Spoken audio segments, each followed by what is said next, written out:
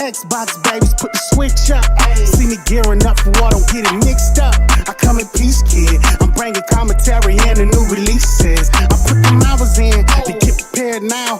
Play on expert level, don't get scared now. I'ma destroy you when I'm forza, I can tear down. If you ain't tuned into the channel, keep your head down. Cut the beats up. With some Xbox babies, put the switch up. See me gearing up for war, don't get it mixed up. I come in peace, kid. I'm bringing commentary and the new releases. I put them hours in to get prepared now. Play on expert level, don't get scared now. I'ma destroy you when I'm forza, I can tear down. If you ain't tuned into the channel, keep your head down.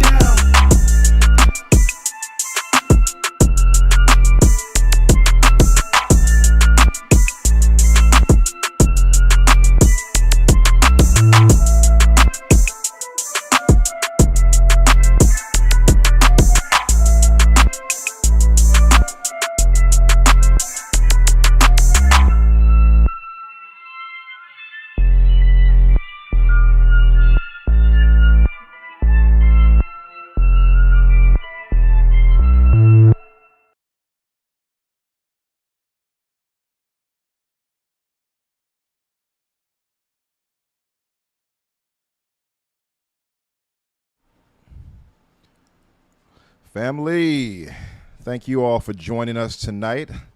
Sorry about not having things posted. I'm actually getting the advert up right now. I was taking care of a few things in the background. Thank you all for coming through. I see a bunch of you here already. I see my brother Soiltech, Abdel. I see Vandal, my brother. I see Inferno, Stilo. What's up, fellas? Thank you all for coming by. I want to make sure that you guys can hear me well before we go further. And we're waiting for Danny to join us. He should be here in a second. Can you all hear me well? Am I clear? Am I loud? Am I coming through? Make sure of this and get these volume settings correct. Okay, it's looking right on my end from what I can tell. All right. Yep. So listen, we got a bunch of things to talk about tonight. We do have about, I guess, 30 less minutes than we had before, but so we'll try to get through them as in an orderly fashion as we can. Obviously, we'll be covering the return of Xbox backward compatibility for Windows. We'll be talking about the streaming of games you own and things like that was talked about recently. We'll be talking about the new Wolverine trailer that was shown. We'll be talking about the new Avengers trailer that was shown that Crusader loved so much with all his heart. We'll be talking about. we'll be talking Not even about. reacting. We'll be talking about a bunch of other things. So definitely want. I value you guys' thoughts. I want you to share whatever you're thinking in the chat. And yes, that includes you, Vandal, and your thoughts on Avengers Doomsday. I welcome all of it. But yeah, let's do some housekeeping. Crusader, my brother, what have you been up to, my man? What have you been watching and playing? So let's start with watching. I've caught up on the new season of Rick and Morty. It's always been a show that I've enjoyed. Watched that. With Rick and Morty, who did they get to replace that guy who talked for I them? actually have no idea. It sounds close enough. He sounds just like him, To the right? point where I don't really notice. So like, whatever. Yeah, This show is just like dumb entertaining. pretty much. Yeah. Let's see. Gaming wise, I've been playing a lot of Final Fantasy VII Rebirth. I've finally gotten back to it. And I guess since we were last on here, I finished Doom the Dark Ages DLC. That was very good. I played Call of Duty Vanguard's campaign, which I thought was, as far as the Call of Duties that I haven't played post Ghosts, I thought it was one of the better campaigns. I enjoyed it more than the entirety of the Modern Warfare reboot trilogy. Modern Warfare 1 had some really great action moments and really great gameplay moments, but I really didn't like the story in any of the Modern Warfare reboots. So, and I got an ROG Xbox Ally X, and man. I have been playing that thing, and I have been playing Final Fantasy on it, and it is pretty good. You finally moved into the handheld space, huh? Yeah, so I really wanted to wait for one that had like all of the features that I really wanted in one. This thing was basically just missing the whatchamacallit, the OLED screen. Yeah, the OLED would look nice on it. Yeah, that'd be nice if they had that. I fear the price increases over the next few years, and I don't want to say, it's not real inside information, because it was just another dude who I trust who has helped me make my Xbox mega threads on Reddit, was like, I think they're doing the backwards compatibility stuff on PC this week. And I was like, oh, and that kind of just tipped me, was the final tipping me over. Because I was able to get one at MSRP, and I've wanted one of these for a while to play Xbox, to play a lot of stuff on. Like Xbox Play Anywhere stuff from Steam, Epic, and GOG, stuff from Game Pass, as well as stuff that we, my friends and I are big into emulation. So we have an emulation server, and I wanted like a handheld because it wasn't comfortable on my phone, and I didn't want to sit at my computer anymore doing it, and my laptop was just kind of uncomfortable to play this stuff on, even with a controller. So like I've wanted a handheld for this for a while, and it all just kind of finally was like, yeah, the taste of a rumor of the Xbox BC stuff coming was good.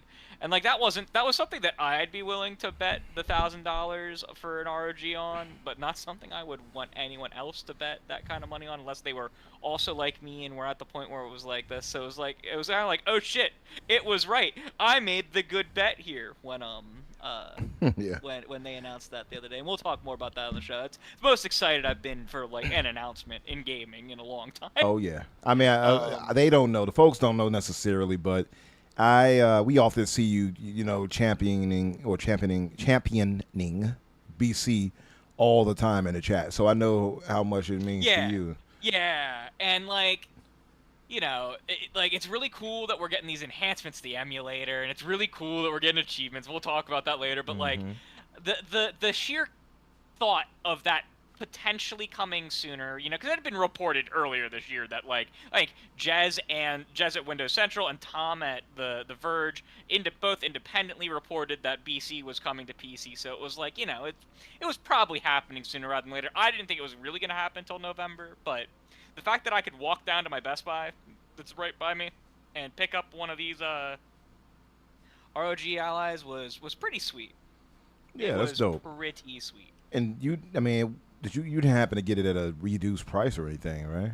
I got it at MSRP. Okay. Straight MSRP, under warranty, brand new. I don't typically like buying things like this secondhand because the parts aren't very easily replaceable. Yeah. Like, it's not easily repairable. Like, I'll buy secondhand, like, desktop parts all the time because if the part fails, I can just swap out another part. You know what I mean? Mm-hmm. Stuff like this and stuff like consoles, I don't typically like to buy pre-owned unless, like, I kind of have to. Like, if I wanted to get another Xbox 360 at this point, I'd have to get one pre-owned, right? But if I can avoid it, I'd rather pay the slight premium to get one brand new. That if I have a problem, I can do something under the warranty. Yeah, makes sense. No, man, that's cool. For me, I wanted to wait because, like, I was tempted to really get the Xbox ROG Ally X, and I said I wanted to wait because I want to make sure that whatever I'm moving up to from the Z1 Extreme that I have, I want it to feel fairly next gen. And I know that it is a great leap with the Z2 that you have here. It is definitely far better than what I got with the Z1, but I wanted something that felt like genuinely. If I'm paying $1,000+ for a device, I want that bad boy to last me for years going out. And so I'm right now. I'm currently eyeing the One Player X3. Shout out to MJD who put me up on that. And that bad boy is like $1,700. So that's a costly investment. But and shout out to Inferno who has the Legion Go 2 that he's always repping. So shout out to E-Ranks. What's up, E-Ranks? What's up, Fuzzy Tomato? What's up, Kiryu, my brother? What's up, Spider, who's always down here holding us down? Shout out, Spider. Spider is, like, always here. I want to give my brother thanks. Thank you, Spider, for always being here holding us down. What is it? Something happened at your work environment, Kiryu? And Buzz, what's up, Buzz, my brother? Fuzzy, he said he played some Crimson Sky and Fusion Frenzy last night. Both are still awesome. Do you know how much me and my family loved Fusion Frenzy, man? We loved it. Man. Yeah, it is, man. I still think about it. Try harder. We used to. I don't even want to say used to. If we played it now, we would get back into it and still like crowd up and play it. Like that is a family classic right there. It's like Rock Band for us. It's like something we'll always go back to. So yeah, what's up, Splendiferous? What's up, brother? Wagwan, Grave Monad. What's up, brother? Yeah, man. No, but I'm glad you moved into that and got yourself a handheld, and I want to hear more about what you eventually do with that. And just so people are aware, I am holding off on playing anything and talking really about the Xbox, actually diving into the BC games on PC, like actually playing them. I was expecting 360 stuff to come, right, a little bit sooner, but I am holding off until achievements because I do really want to get the achievements. So I am holding off on playing that. So you won't hear me reviewing any of the stuff until the achievement support comes. That's so crazy to me. First off, I love that they're adding that. I know, I believe, didn't they have though where you can play the OG Xbox games on Xbox and get the achievements already though? No, they didn't. OG Xbox games do not have achievements. Oh, that's right. Consoles. That was the PlayStation that did that, wasn't it? The PlayStation added trophies for. Yep. They added the ability to add trophy support. Not every game supports it. All PlayStation's first-party stuff does. Mm-hmm. Not every third-party does. Mostly the Resident Evil games, the old ones, don't support trophies. Because Capcom just didn't add them. Okay. This is and the big deal with and we'll talk more about this in that. But it's a big deal that's coming because that is also coming to console. Okay, cool. Yeah, like man. No, that's massive right there. That's one of the things. Now that I'm thinking back about it, is that when I saw Sony do that, I was thinking like that's definitely something Microsoft should have been the first to do. Mm-hmm. Better late than never, And well, we'll get into it soon about that, about the whole BC discussion, but definitely, definitely excited that they're going this route with this. I want to see where else they go with it. I was told some technical things on the side to my brother Kay Asante about how it works from the translation layer versus if they would have done it it's literally the emulator from the console. Yeah. So I'll lean on you for that because I know you understand that better than me on the technical side of that. So, but yeah, we'll get into that. For myself, I went to go see the Odyssey, man. Yeah, is that good? It was good. I will say there are some. I don't want to say fears, but there are some things that I think people were correct on in terms of what they thought would be problematic. And I don't want to say necessarily the dialogue, but I do want to say the accents. I believe it was a mistake for Nolan to have them speak with a general modern tongue. You know what I mean? This is a 3,000-year-old epic. And I mean, I know they would be speaking in Greek, obviously, back then, but there is a happy medium. And typically, no, I did not. Zach said, Umbra saw Zesty Walk, didn't he? No Zesty Walks, Zach. But, no, I mean, I think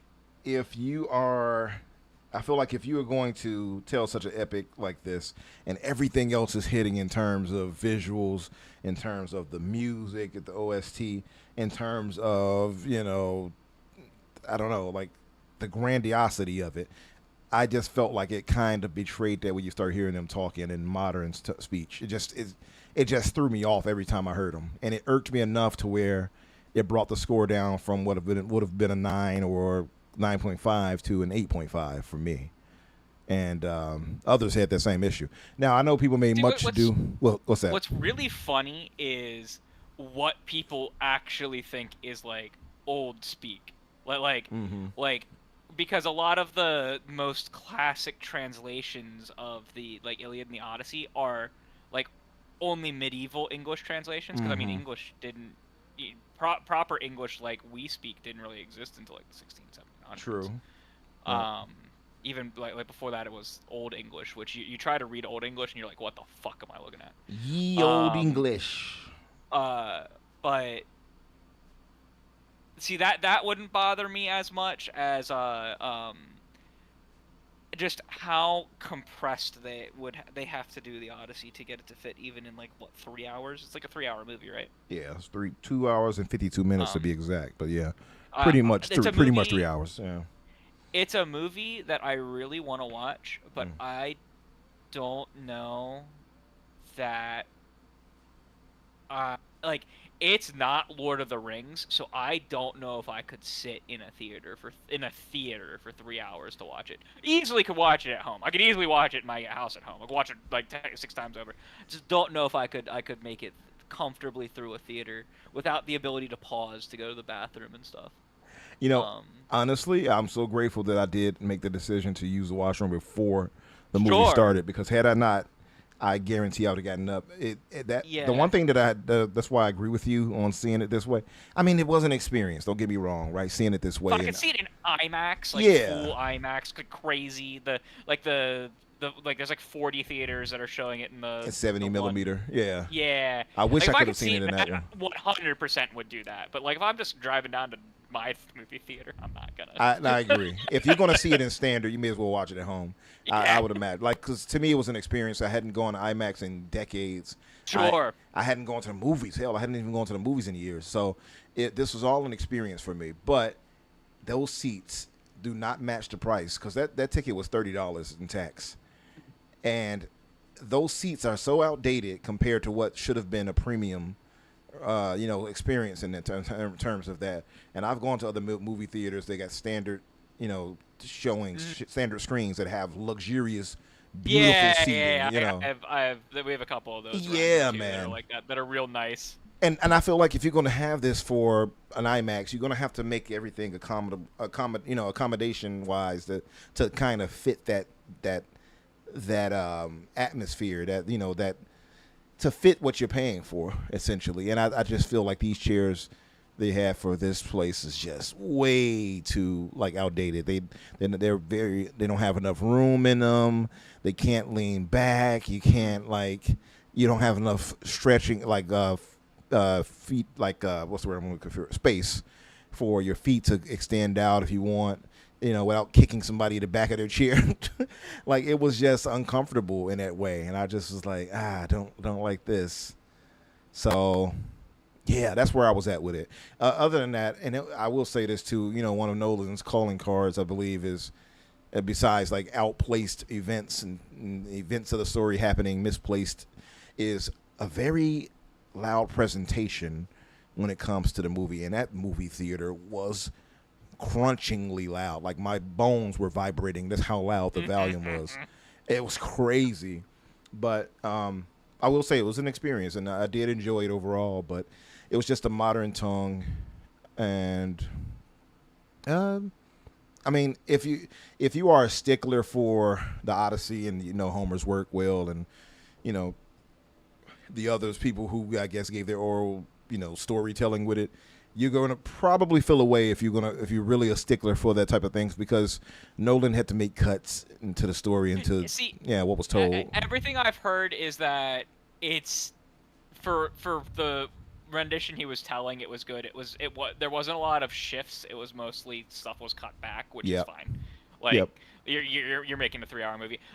So my favorite thing that I have heard said about it is that it is the second best telling of the Odyssey in the 21st. It's the second best. What was the first for them? The one with our Oh Amar Brother, Asante? Where Art Thou? Oh, you heard of the movie Oh Brother? With George Clooney. It's because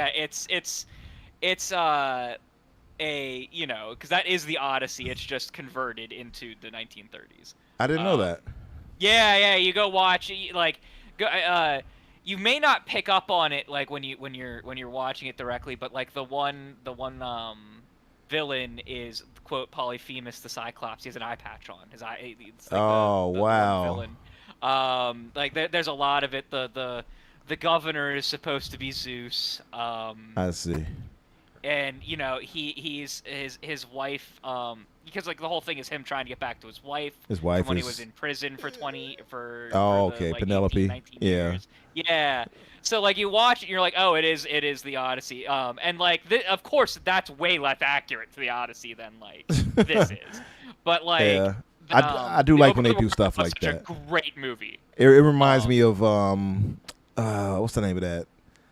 It's that biker show with Jax, Sons of Anarchy. That was a very Shakespearean kind of Othello-esque told story, and I like when they do that and kind of mix and match that like that. Vandal said, "Is that the film with the black 1 out of 10?" Yeah. What's up, Danny? Danny is with us, by the way. Man. I gotta look into Oh Brother there. I've never watched it. You've never seen Oh Brother, Where Art Thou? Oh my God, the music in Oh Brother, Where Art Thou is crazy good. I gotta check it out. It is one of the best movie soundtracks of all time, in my opinion. I gotta check it out. Now, I just thought it was like these brothers escaping prison or something. I didn't know what the heck it was about. Basically, it is the it's like it's a comedic drama. Okay. It's fun. There's a lot of really funny moments in it. There's a lot of really stupid things in it. Okay. But it has all of its music is straight out of the 30s. The vaudevillian sound and all that. Okay. Well, it's more jazzy. I don't want jazzy, country-ish. Okay, like bluegrass. There's some music in it. Yeah. Okay. That is an insanely good movie. And so I thought it was really funny that people were like, yeah, they were like, yeah, it's the most it is the best accurate telling of the Odyssey, but the second best telling of the Odyssey in the 21st century. And I'm like, that's a really funny way to describe the movie. Yeah, that is something right there. One I think that doesn't get enough love, and I know some people probably still hate it, and I would just be like, okay, I hear you, I disagree. Troy, and I know it's not the Odyssey itself. I'm not a. I have love for Troy. guy. I swear I do. First off, I thought Brad Pitt, to me, was the perfect casting for Achilles. Two, I love the choreography rather for the combat. I thought that was really excellent. I thought Eric Bana was great as Hector. I thought it did a lot well in terms of dialogue and all that and everything. But even the way it was shot, I thought it was nice. There is obviously some retelling, like they changed a lot in terms of the story. So I get why people didn't like it, and for some reasons like that. Yeah, they removed like all of the mythology from it. Yeah. Well, did they remove all of it? I think it was some element of it. So like, they make like the big sin I had for it was like, you know, Achilles famously dies from getting shot in his heel, the only part of him that's vulnerable. Yeah. But they ripped a lot of the mythology out of it. So he gets shot with an arrow like 7 times in the chest, and he keeps moving, but he's like, you can tell he's dying. I see. But then they make the final arrow go through his ankle, and he dies. And I'm like, that's awful. I'm like, I that's see. straight up awful. So yeah, in the I know in the books, because there's like 2 different claims of how it happened, right? One is he hit his tendon, his Achilles, the so-called Achilles tendon, but that Paris had dipped in poison, and then the other was that he died in like a battle. So like those are the 2 most famous claims of the. No, I won't say claims. This is obviously not real, but those are the 2 most famous tellings, and obviously the most famous would be his tendon being hit. Yeah. But yeah, I mean, I enjoyed it for what it was worth. I just thought it was good, man. Anyway, that said, Vandal says Troy had no blacks, 20 out of 10. I think it's the most okay movie of all time. The most okay. But, like before I was a math CS person, I wanted to be a historian archaeologist. Man. I wanted to go into that. Yeah. I just determined I figured out that I could make a lot more money and be a lot more comfortable being there you go. a CS guy. You wise guy. So a lot of those a lot of historical movies or movies that are based on like myth/historical like the mythological historical accounts annoy the shit out of me. Yeah. Another one that everyone loves, and I understand why they love it because it's a good movie, but it's an awful telling of history, is Braveheart. Yeah. Great movie, really awful history. Yeah. Very romanticized, you would say. Yeah. Yeah. Well, not just that; it's just like straight up like not accurate. not accurate. I yeah. see. What they say? They could take our lives, but they could never take our freedom. Like Rise, Son of Rome. That game Oh, was yeah. okay to play. That I game was love one Rise. of the worst historical tellings of anything that's happened in like Yeah. ancient. Boudica did in fact not invade the city of Rome on an elephant. Well, Not happened. I took Rise with a great grain of salt. Anyway, I mean, he died literally and came back. But so I don't know. I took that with a grain of salt. I just looked at that like. And what's crazy, too, is find out that they did have plans for it to be a franchise. But Yep. I enjoyed it for what it was worth. But I feel like had it not been shackled by, what's the name of that damn camera? Connect. It probably could have turned out even better. But story-wise, you probably still had an issue, to be fair. I love Rise too, Sin. Sin said he saw Odyssey as well and liked it, but it isn't among his favorite Nolan films. That's where I'm at with it too, Sin. I think it's a good movie. I gave it an 8.5, but that went more toward the technical aspects of it. The film, the cinematography is top notch. There's no question about it. Everything is on location. Like very clearly, they put their heart and soul into that. The sound design is great. The music is great with Goran. What's his name? My man who did Sinners soundtrack. Can I remember his name right now? What is his name? I'm feeling salty. And I got it at the tip of my tongue, and I cannot say it. But all of that is great. I just thought that the story beats, for what it's worth, is if they would split this into 2 movies. Like I'll talk to the fellas about this. I think it could have been more accurate in telling it, right, in some ways. But that witch scene was crazy. I agree, Vandal. I love that part. But yeah, I mean, for what it was worth, it is a good movie. It's just, you know, that I think the dialogue hurt me a lot, honestly. But listen, to move us forward a bit, and what's up, King's Whip? So look, Gray, I see you, by the way. He says I'm just going to listen and can't watch this bad driving from Umbra. I am driving like a pro, sir. I'll have you know. I don't know where you get this mystical retelling of my driving and his revisionist history. Everyone can see that I'm driving like an expert in these clips, so I'm sorry. But listen, Danny, my good man, welcome back. What have you been up to, my man? What have you been watching and playing, etc.? Oh, man, that's a lot. Danny, no. Danny! He probably stepped Danny, away. I'm gonna bet that No, it's okay. The yeah, there you Discord Yeah. did the thing that it does. I was gonna. Where it was like, say. "Do you have a microphone? Are you sure?" I was wondering why you weren't listening to anything I was fucking saying, you assholes. By the way, Ludwig Göransson was the name of the composer for the soundtrack, by the way. I could not get that off the tip of my tongue. But yes. Danny, yeah, what you been up to, man? What have you been watching and playing and such and so forth? Hello. Hey. I finished Pokemon ZA. That's a video game that exists. It's interesting because it is genuinely good. It's not like great. If you compared it to other video games, you'd be like, yeah, that was okay. But if you compare it to other Pokemon games, then you're like, man, that was fucking stellar. That was crazy.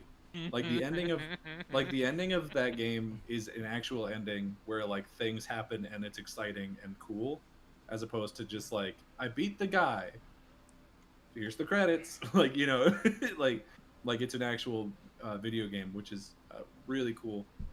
There's parts of it that I think kind of overstay its welcome just a little bit. I think you get bored of the city after a little while. You're in there for a long time, and they do some things to keep it fresh, like they're adding new wild areas and stuff. But at a certain point, you're just like, all these streets kind of look the same, feel the same.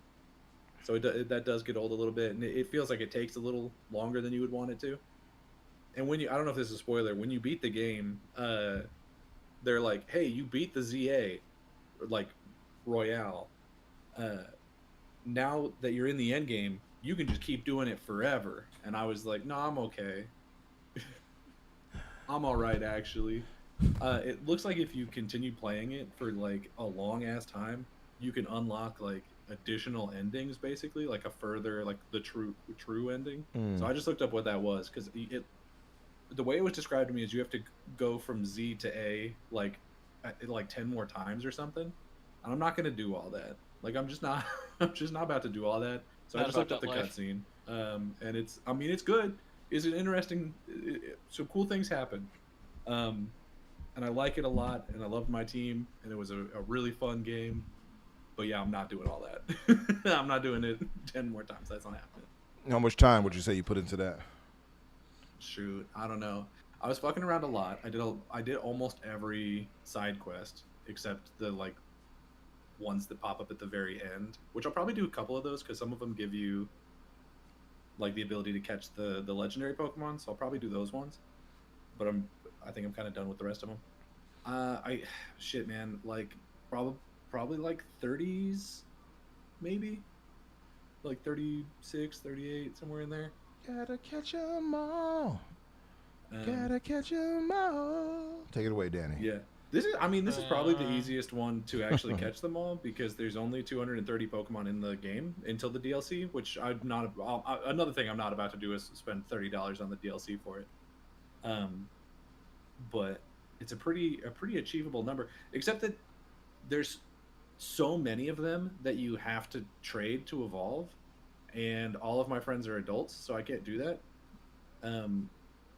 So I just have a bunch of Pokemon that I'll either never catch or only ever be able to catch the like alpha variant of them, because there's alphas that show up in Area 20 when you beat the game that you can get that way. Yeah, and that's the whole thing. All right. Well, you getting into anything else, or was just that really for you? I mean, that was a big chunk of it. I also, I've been doing this thing where I'm going through and read, like, because I recently moved, so I'm going through a lot of my old books and seeing like which ones I want to keep. Yeah. So I'm rereading them. So I read the. Wait, you moved again since the last time we knew about you moving? No. Oh. No. I moved in like March or something. Okay, I was gonna say. Yeah, no, hell no. Twice that fast? No, sir. So I read the first of the Artemis Fowl books, which I've never actually read before, but I've had on my bookshelf since I was 10. And I can understand how if I had read it when I was a kid, I'd be like, this is pretty cool. But as an adult reading it, I was like, this Artemis Fowl guy's a fucking asshole. I hope he gets his ass beat. He's such a douche. God, I hate his ass. Yeah. And I watched the first season of Ted Lasso. I think that's pretty much my whole week. Ted Lasso really good. What is Ted Lasso about exactly? It's supposedly about soccer, but not really. It's like it is as much about soccer as The Office is about selling paper, wherein that's what the people are together doing, but absolutely 0%. Right. Yeah, absolutely 0% of the actual plot is about it. It's all about like inter-character dynamics and shit. And I think honestly, it has some of the best character writing that I've experienced in a really long time. Specifically with like Jamie and Roy and Keely. I think there's so many like really cool characters who have great. They just feel like real people and have real moments that are super impactful.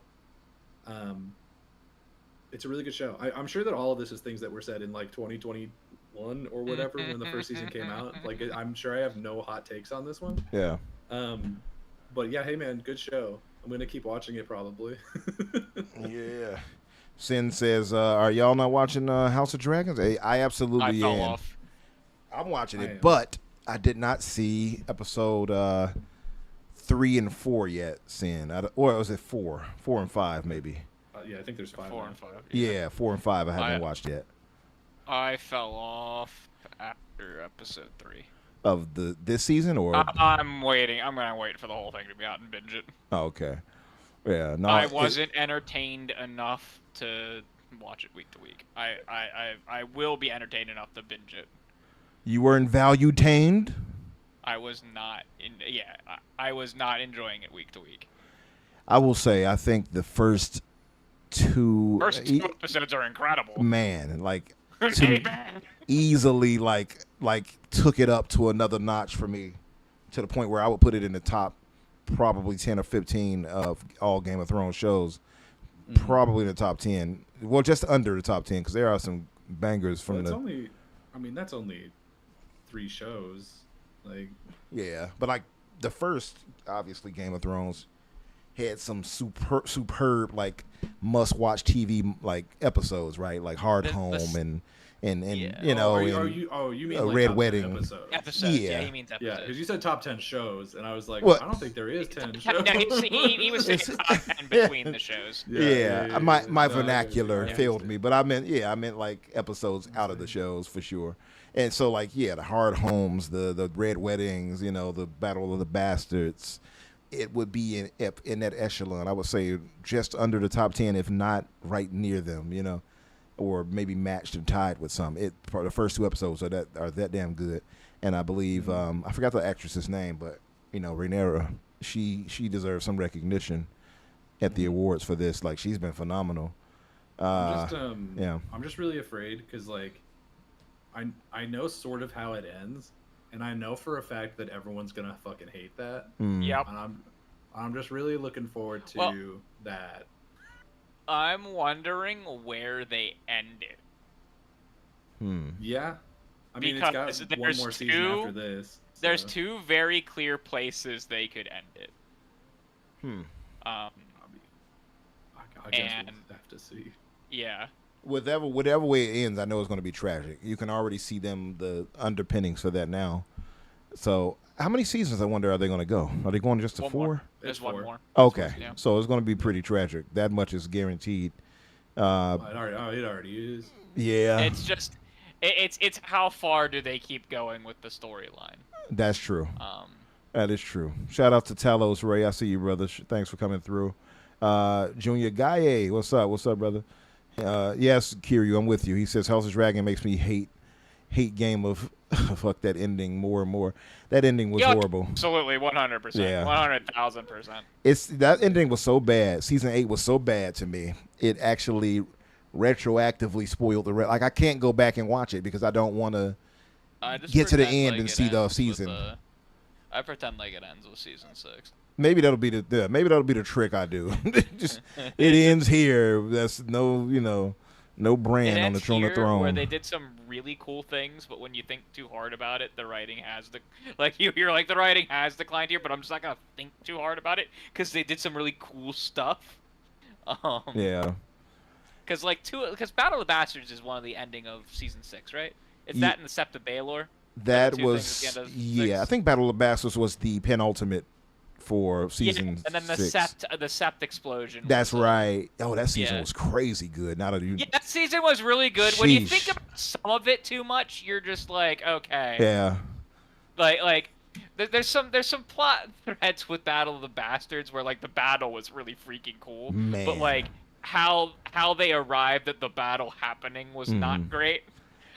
Yeah, I guess they kind of cut corners for that part, but I mean, to me, the spectacle was so grand. The spectacle was so good. Yeah. And then everything fell off a cliff after. Yeah, even season 7, I can tolerate, even though they were clearly breaking all types of rules of time and skipping across. Time and space. Yeah, but I mean, I could tolerate even 7. 8 was just unforgivable. I can't. There's no going back for 8 for me. I don't even want to look at it anymore. But AJH says I actually liked the last season right up to the last 2 episodes when Danny goes psycho. I love the Night King fight. I didn't even like the Night King fight. AJH. Not enough people died in something where a lot of fucking people should have died. I feel like, and I get the whole no man can kill. I get all that, right? I get the prophecy thing and all that. Okay. But you built up this dude to be the one that Jon Snow was going to fight. It was clear. And then they upended it with that, and I get it. Oh yeah, what do they call that when they set you up for this what red you think you're going to get? It's this red herring basically. Yeah, well, they set up the whole Azor Ahai thing that there would be a the prince or princess who was promised would kill them wielding a blade called Dawn, and the blade was called Dawn, but it makes literally 0 sense that it was Arya. Arya that did it. Who was the based on everything we knew about the prophecy from the books and the show. It made 0 sense. It grinded my gears, I'll tell you that. And it was terribly shot too. You couldn't see a thing in that episode, just about just poor. Let's move us forward. Thank you, Soil Tech, my brother. Soil Tech drops by. He sent 2 jewels, the stars. Thank you, brother. I wonder how does that shake out with the stars and stuff. I gotta look into this. But yeah, listen. Let us move forward because we're a bit behind. To the news roundup. You got anything put up already, Danny? I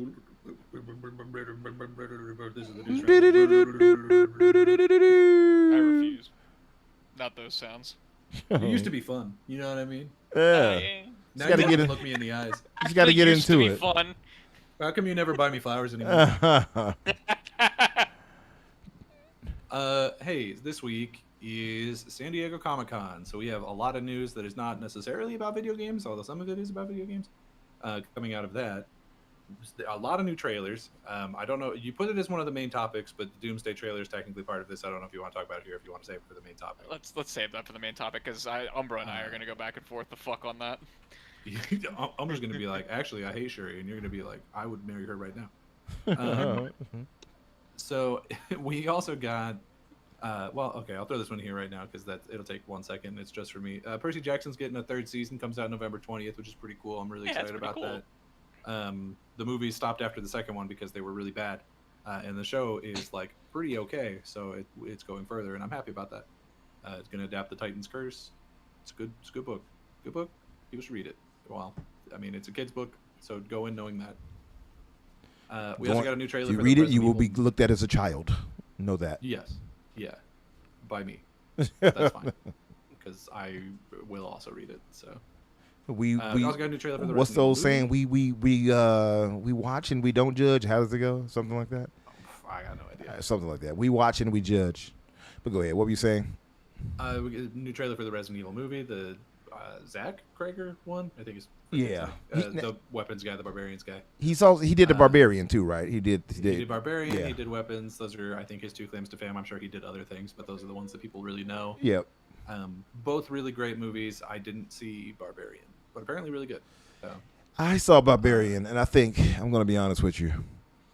I think Barbarian is hyped to the gills.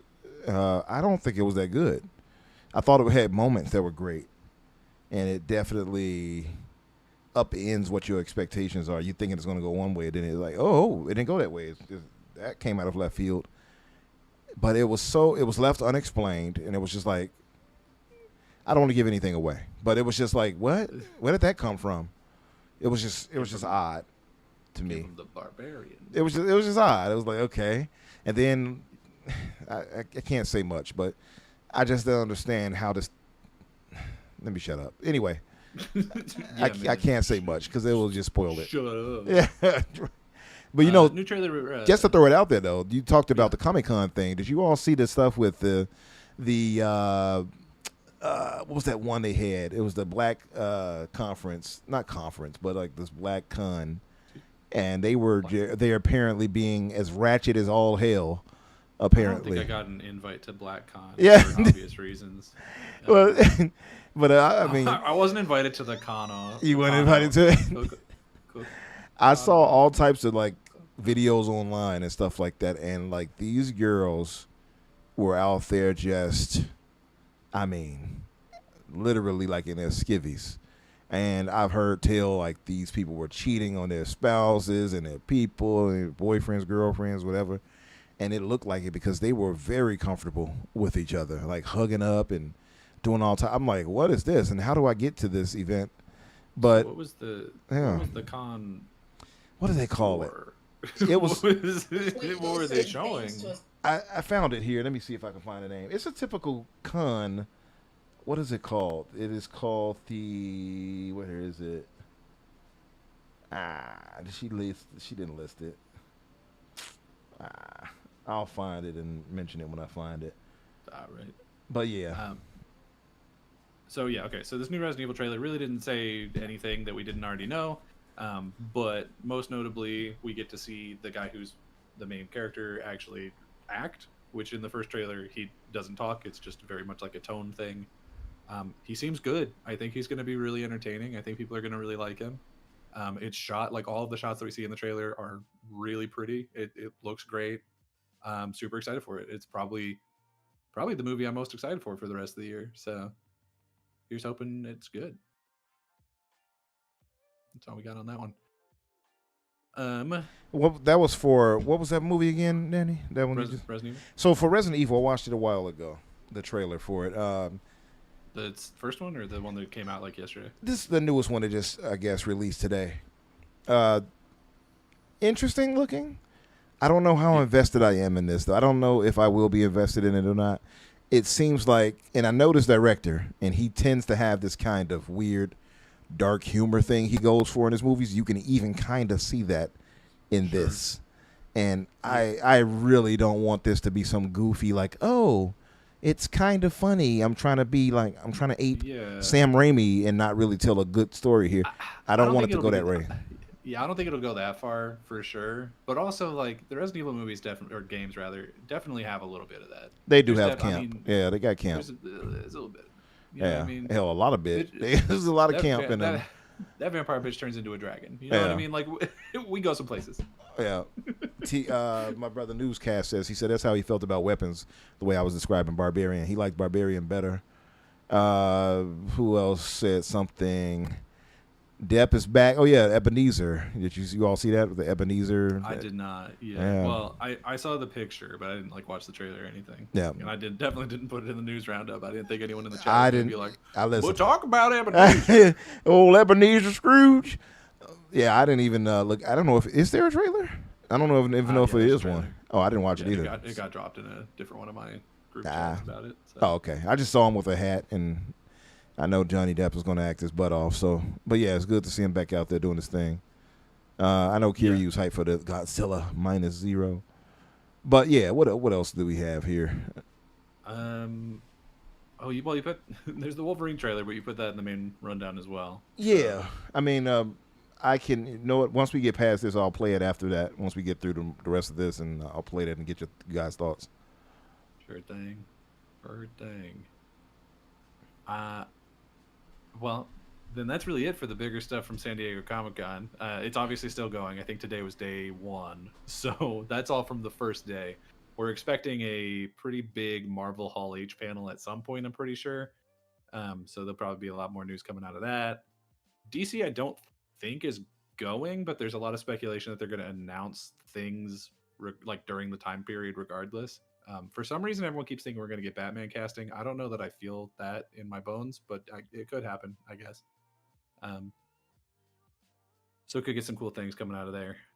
I found the name of it, by the way. It's called Blurred Con, which is like Black Nerd Con, Blurred Con. Okay. It's the name of Did they invite that content creator whose name is the Black Nerd? Possibly. I'm gonna suspect that he was. By the way, Soiltech sent me a message. He says, "Tell Danny as Nintendo go everywhere." Nintendo go. What do you mean Nintendo go everywhere? He's out at the concert with his Nintendo Switch, soaking in the sun and the rays of California as he listens Brother, to you're us. on vacation. Why are you playing video games? You ain't got like go to the beach, go to Disney World. When you live in paradise, I guess it's not much like you kind of like you used to it. You know, that's our brother's out there soaking in the rays. He's good to go. I guess so. It's by the way, yeah. Unrelated. It was the feels like temperature where I live yesterday was 118 degrees. Good God. Yeah, it felt great. It was awesome. No. It sucked, but it actually didn't feel as bad as you would think. At a certain point, you're just hot. You know what I mean? Listen. Like, if it's above 95, 95 and 118 turns out don't feel that different. Man. At a certain point, you're just hot. I'm telling you right now, I would have been complaining your ears off had I been there. Your northern ass would be complaining at like 76. I would, yeah. I'm like, hold on, what is this? Is it 80? Oh, let me go back home. I'm sorry. This is too much. I can't do it. 108. If you even get to triple digits, just cancel me out. I don't even look my direction. That is just that's unlivable. I don't want to deal with that. I mean, it's not too bad. I mean, you know, it limits what you can do outside, obviously. But... Yeah, like breathe. Like I don't want to.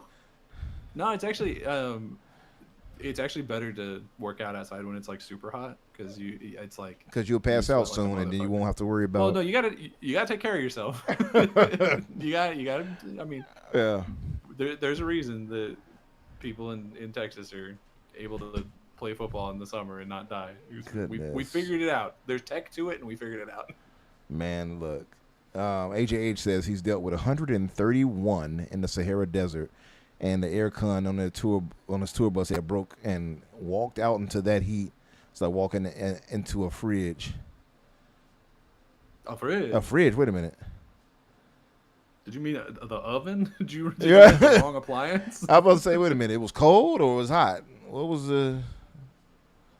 He says yes. No. Huh? Huh? I mean, I know it gets cold in the desert at night, but it didn't feel like that's what you were saying. Oh, the bus was hot as hell, he's saying. Oh, yeah. For sure. Oh, my God. When, if you're, like, sitting in your car when it's 100 degrees, you're dying. And then you open the door to your car and the breeze comes in. And you're like, actually, it's fine and I'm okay. That is true. If you let the car sit down in the sun and it's like, you get in there, it's like, good Lord, what is this? why am I dying right now? And then you open the car like you're right. You let the car door open or whatever, and you step out. It does feel way better. Yeah. I don't know how you all went out into the desert with 131 degrees, AJH. Good Lord. Yeah, man, if you live in Texas or anywhere super hot like that, and you don't have a sun shield or like know how to not park in the sun, then when you get in your car, you are just gonna start taking damage. Like, and you're just gonna have to be prepared for that. Man. Let me read these two super chats. Shout out to Mr. Inferno, aka Mr. Too Opinionated, right here. He says that film director. Let me make sure I read this properly. He says that film director makes Hidetaka Miyazaki films with more interesting lore than direct stories. Yeah. Is that the Studio Ghibli Miyazaki, or is that a different Miyazaki? I believe that's Studio Ghibli's Miyazaki. I'm pretty certain.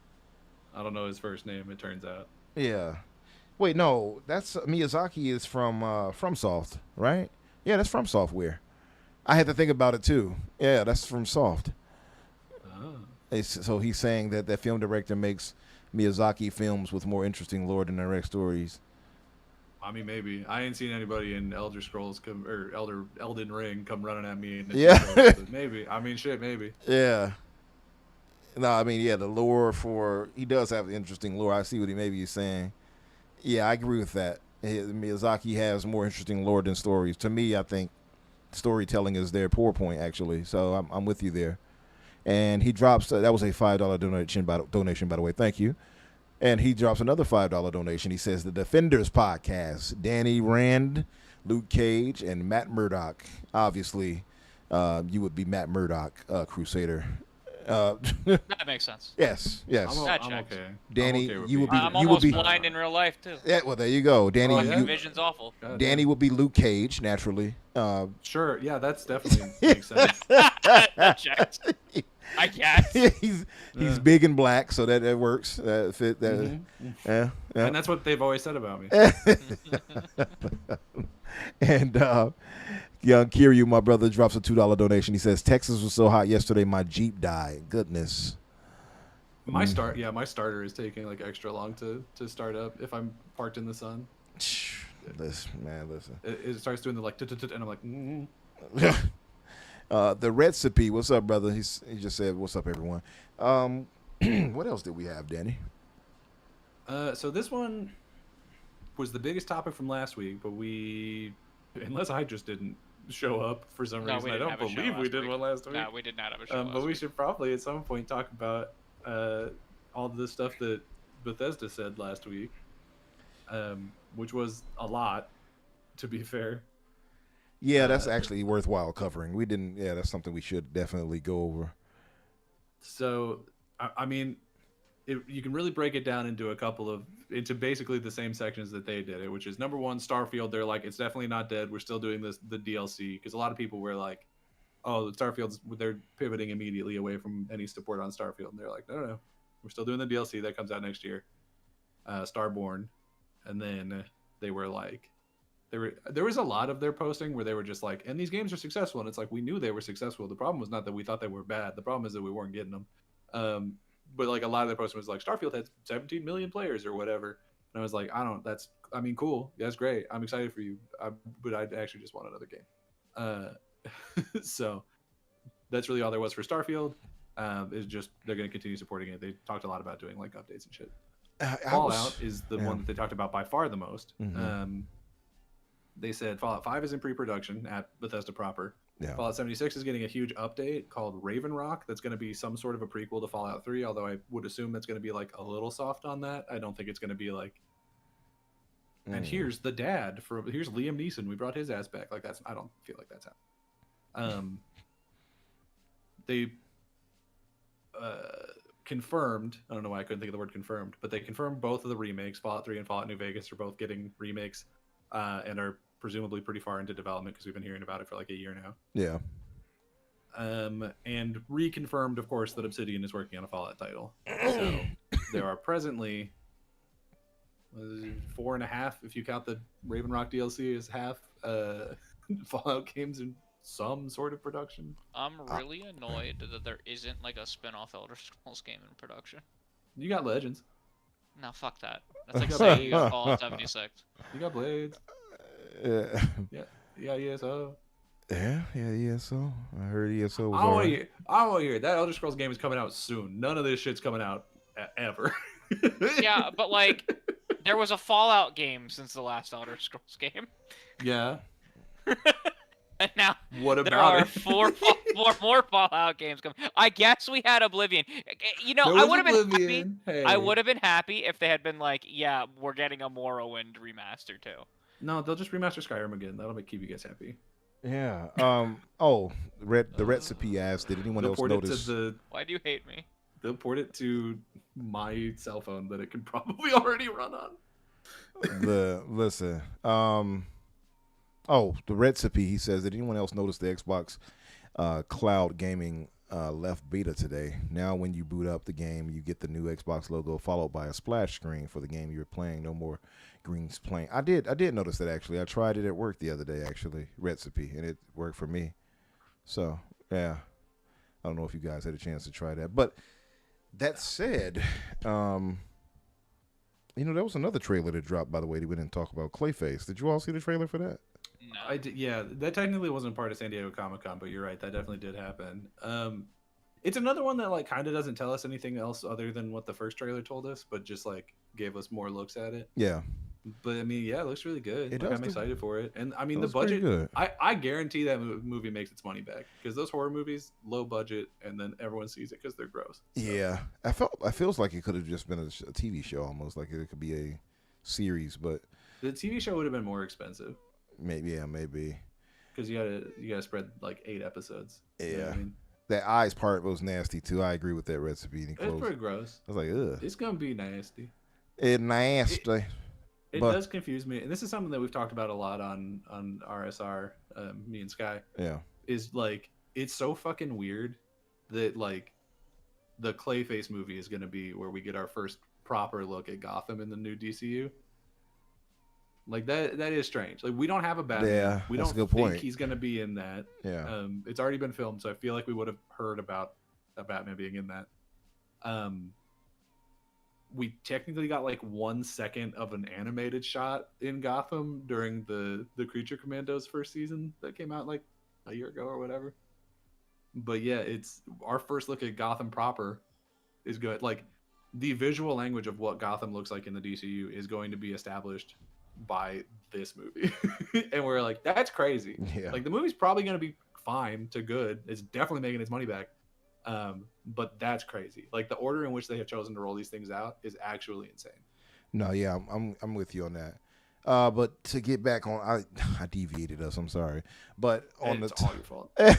on the topic of Bethesda and everything and Obsidian, Yeah. to me, it's like it's a sad event that led to what I think we can all agree was good news, right? Like all of us, Yeah. maybe not all of us, Yeah. but many of us I mean- wanted Obsidian to return to Fallout. Canceling Avowed 2 is a negative for me. I don't care if they're working on Fallout. I think they said Yeah, they're still it's- working on Avowed though, right? No, they are not. Oh, they So, said they It is officially canceled. They have staff working on it until the staff can be reassigned. Oh, The idea is that they could pitch it again if they continue working on I it. got Because you. it's going to be a while until they can be moved to Yeah. the Fallout game. Well, Hmm. I mean, that doesn't really feel like it's canceled. Like I know technically it is, but like if the idea, to me that reads more as like we're doing Fallout and you can come back to this later. Hey, pick up your shit. You gotta mow the lawn and then you can come back in and finish this. Well, theoretically, it could still come out sooner than Fallout if they accept a repitch. yeah, I mean, like- depending on how far along it is. It was I guess, supposed to be yeah. announced next year and released within the next 18 months. Yeah, so it's probably, I mean, pretty good. But there was also, I mean, weren't you saying that the Josh Sawyer was working on some shit that was going to be a Fallout, but then it wasn't going to be a Fallout, but then it was a Fallout game or some shit? The best we can get is that Josh Sawyer pitched a game that was exceptionally close to Fallout, and they started development on it. And there was discussions about turning it into a real Fallout project that collapsed because Todd Howard wanted to be involved, and it seems like Obsidian didn't really want Todd involved. I don't know how much I want Todd involved in to be honest with you. That being said, this new pitch, Bethesda is going to be involved with Fallout in the Obsidian Fallout. They are going to be, and to be fair, they are attempting to create this shared Fallout universe with the show, because the show is canon to the games.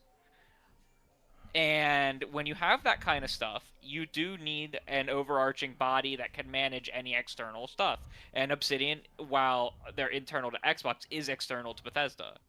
So, makes sense that, you know, and who knows how much Todd himself will be involved. Makes sense that Bethesda game studios should be involved to some level to make sure that the game at least approaches doesn't do something that they wouldn't want in a narrative direction. For the universe. Yeah. I mean, you're right, but also it is kind of like, I feel like all of the games and even the show are, even when they take place in the same locations, are very different stories. Like there's very little crossover. You know what I mean? The second season of the show, I'm gonna disagree with, because it had some pretty canon choices to New Vegas. There were some pretty definitive things have happened to some factions. Sure, but like the second season doesn't definitively say like which ending got chosen. No, it does not. I mean, it makes it pretty clear that Caesar's Legion didn't win, but everyone, any of the other ones, that, whatchamacallit, the NCR also didn't win. Although I don't know, because the NCR is still there, and the implication is that at some point that they may have held part of the strip. You know what I mean? Like, there's a lot of like, it could have happened. I don't know. You know what I mean? Like, it's fucking anything's possible, I guess. Like, the Caesar was gonna fucking die. He had Roman cancer or whatever Roman already. cancer? What the hell? Brain So like, cancer. he was going out one way or the other. You know what I mean? So No, I don't know, man. It's I think like I understand that they need to keep like the lore intact, but also I'm like, it's fine. Like, it's totally fine. If something happened in the next Fallout video game that was like, oh, that doesn't line up with the TV show, I genuinely don't think anyone who mattered would care. I don't think anyone would care either. At all. And I had this talk with the fellas on GCP, and I asked that question: would you all care if it's tied in, essentially? And some wanted it to. I don't think most people would care. I don't care if it's tied in. Yeah. I care if it conflicts. I don't even care if it conflicts. But like, No, that shit's lazy. It's But lazy when shit conflicts. I don't think it's beholden really to the is, show. That's my thing. They're all going to conflict to some degree, because it's like you can make choices in previous games that you're not wrong. That could have been a thing in the later game. Like, you can make choices in like Fallout 2 and then go back to similar areas in New Vegas and be like, well, if my Vault Boy was here, he would have done or whatever. Like, you know what I mean? Right. So it's like I hear what you're saying, and I agree to some extent, but I'm also like, I don't know, it's a choice-based game. Like, there's so much that like you can't really account for. If you're gonna say that they're tied to it, like they were definitive in saying that the show was tied to thing, especially in light of the Halo show not being tied to the lore and it being bad. Like, Yeah, but if you're gonna go like double down and say that we're tying our shit together, then you need to do it fucking well. they could undo it at any point. You know what I mean? Sure. Like, they could do it like the Star Wars books so fast. I fucking hate that shit. That was the Who dumbest shit on the cares? planet. No one liked those fucking books anyway. There's There's like 500 of them, and no one read them. I did, but Not I all have, of them. like 4 shelves upstairs. Of just Star Wars books? Yes. I'm in the wrong audience. I would just disagree in general, though. I'm in the wrong You place. you are yelling at the wrong person. I gotta go. I gotta get out of here. I would disagree with the Obsidian part, though. I just think Obsidian doesn't need to be beholden to anything tying that to the show. I think if you're talking I'm about not saying Fallout just the show. proper, I'm saying the other games too. well, maybe. Like- It depends, though, how disconnected it is, where it's going to be based, etc. They might have references to other areas. They need to make of sure it's Fallout. not conflicting with like the next Fallout game. They need to make Sure. sure that I don't think that'll be a there problem, has though. to be a level of management. I don't think that'll be a they would problem do for the anything next crazy, one. though. Yeah, Like, I don't think that'll because be a there's- problem. I'm talking about, though, like, I don't think they should be beholden to, like, oh, this happened in New Vegas, even though you're in New Orleans over here, or you're in Chicago or in New York. Yeah. And, like, so you have to reference. I don't think they need to, right? I think. And, I don't think they need to reference stuff, but things yeah. need to be consistent. Where like if like we're bringing in timeline wise, you're talking about. if we're bringing in like the Brotherhood, Oh, right? okay.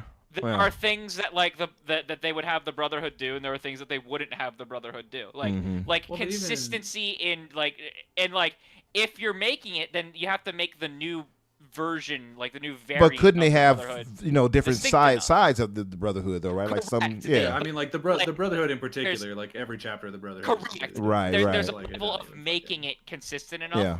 that I think there should be consulting on. Okay. Does that make yeah, sense? That makes sense. Like, Yeah. I I don't have a problem with I that. don't- Yeah. I just don't feel like Josh Sawyer would do anything super crazy. I don't think he so would either. You know either. what I Yeah. mean? But I think that this structure needs to be in place if they're doing any outsourcing of major IPs. Same thing's true with Halo. If they're going to take Halo outside of Through Halo Studios, yeah. even within Halo Studios, like there needs to be a bigger like with all these Halo projects, like all the Halo books, the TV show, there should be more quality control and management from a central plane. Lucasfilm is actually doing this very well right now, where when they rebooted everything, Lucasfilm has an interior team now that is devoted to consistency across projects. They don't always succeed 100%, but it's way better than the George Lucas extended universe era. That being said, I like a lot of the writing in the extended universe more. Yeah. But like this level of consistency matters when you want to create the shared universe. Yeah. I mean, Because why the MCU is so good. yeah, I would agree with that. It's been so successful. What? They have Okay, I'll give you successful. I don't know about good anymore. Oh my goodness! don't You got to know. remember we talking to cynic Danny here. I forgot he don't. Dude, I don't even think that's there's- a hot take. I don't think most people have thought the MCU has been good for a minute. I would. Well, also lately concur with- maybe, lately, So- but yeah. even up to Endgame. Like let's just go up to Endgame. They had a level of consistency across their For sure. across I'll their go. I'll stuff go that- beyond that. I'll go to Spider-Man right after that. I thought, well, Yeah. you know, for sure. But they had a level of, and it kind of broke down in the modern era, and that's why stuff kind of sucks. And just like Sam Raimi made a cool Doctor Strange movie, hmm but like there was a lot of stuff they introduced in that like hamstrung them everywhere else that they were doing stuff. I agree Like with the that. whole incursion stuff, and I really think that he implemented stuff that they didn't really think through and how much it would impact all the rest of the stuff they were doing. They can still Um, play it off. I hate that. By they- the way, I think about that eyeball on Doctor Strange's head every time I think about that movie, and it just makes me upset how poor the special effects was for CGI, that. yeah. It was pretty bad. Like It was there's- pretty there's- damn bad. I was at the theaters. Everyone was looking like, what is that? Well, There's there. just a fuck is very that? important level of What's going on here? care you have to take Right. when you have a ton of different creatives all working on the same thing to make sure that the creative doesn't take like some really weird Turn and twist. I get it. creative liberty that really screws over being able to do different stuff in the future. Yeah. You mean Oh. like if, for example, the Clayface movie introduces Commissioner Gordon and like totally fucks him up, which is a definite possibility. Right. Stuff like Which is that, like a definite possibility. Yeah. Like, Oh, there's- and I there's- agree with that. By the way, newscast. He says it's not worse. He said it ain't worse than MODOK. Yeah, MODOK is absolutely worse. Oh Yeah, man. with Remember that Fallout, time he got his weird little butt out? That's cute, like that. They didn't even With- give my man with the bowl Fallout- cut. By the way, I complained about that earlier. Funny enough. he did. I was in chat with him. This is I the can't thing believe that- MODOK came out twice in one day. That's impossible. That man's an industry plant. But like with Fallout, the consistency is less important, but it's not important. Yeah, For sure. I yeah. agree with that. I guess we're out. Yeah. I mean, really, all I'm coming at it from is like, I don't necessarily think that the people at Obsidian were the ones you need to watch. You know what I mean? I also don't think that they're the ones who need to I watch. agree with that too. I Yeah. do think like if they're gonna start, I have a feeling we're gonna start hearing that they're gonna start outsourcing projects even outside of Xbox, not just with Fallout, but with Yeah, lots of well, IPs. I mean, think the Halo's gonna be a remakes. big one. For sure. I Right? mean, the remakes are probably being worked. I mean, we don't know for sure, but like The almost remakes certainly are- being worked on outside. They're probably almost certainly at Virtuous, just like Yeah. the Obsidian one. Yeah. But like those, you don't have to worry Granted- about as much with well, you're just following the script. consistency because they should be 1-to-1, right? Like Yeah, I think there were like very minor changes in Obsidian or Oblivion. there was a couple but, of new things that were added. yeah. So, but but- even that's like probably fine. It's just like you got to be really careful when you start outsourcing stuff. When we start outsourcing new Halo content, we just got to be real careful that like when we're using characters, like if like one company doesn't take a creative liberty to kill off a character, Sure. Yeah, for sure. That's gonna be important to something because like that happened in Magic the Gathering where like the story team in the for the set wanted to use a character Magic's and then they gotta be learned that fucked by now, though, right? With all the it's real 5 bad. minute, It's with real. all, It's yeah, real come on, confusing and bad. the fucking you can equip Donatello with Where the fucking Buster Blade. so the Universes Beyond stuff is outside. It's called that for a reason because it's outside of the Look, narrative man, of the actual game. all I know is if you play fucking Avacyn next to Captain America, that's a thing you can do. You can play Avacyn next to Captain America with SpongeBob as your commander. And and on some respect, that's hilarious. But mostly, I'm like, I'm okay. I have I'm planning to build Yoshi P, the like director of Final Fantasy 14. Mm-hmm. I'm planning to build him as a commander deck. He has a card? So he has it's not named after him, it's just the Wandering Minstrel. That sounded much more terrible in my head than it should have been, but yeah. Musician. Yeah, I know. Oh, sure. But like the whole that broke down at Wizards when they started outsourcing stuff for the books, yeah. and they weren't checking what the books were doing, and they had set up this entire like character arc in the stuff, and a guy didn't like it who was writing the books and wrote it out in 3 lines. Oh, I mean, and I respect that. Who wrote it out in 3 lines? And I respect that so much.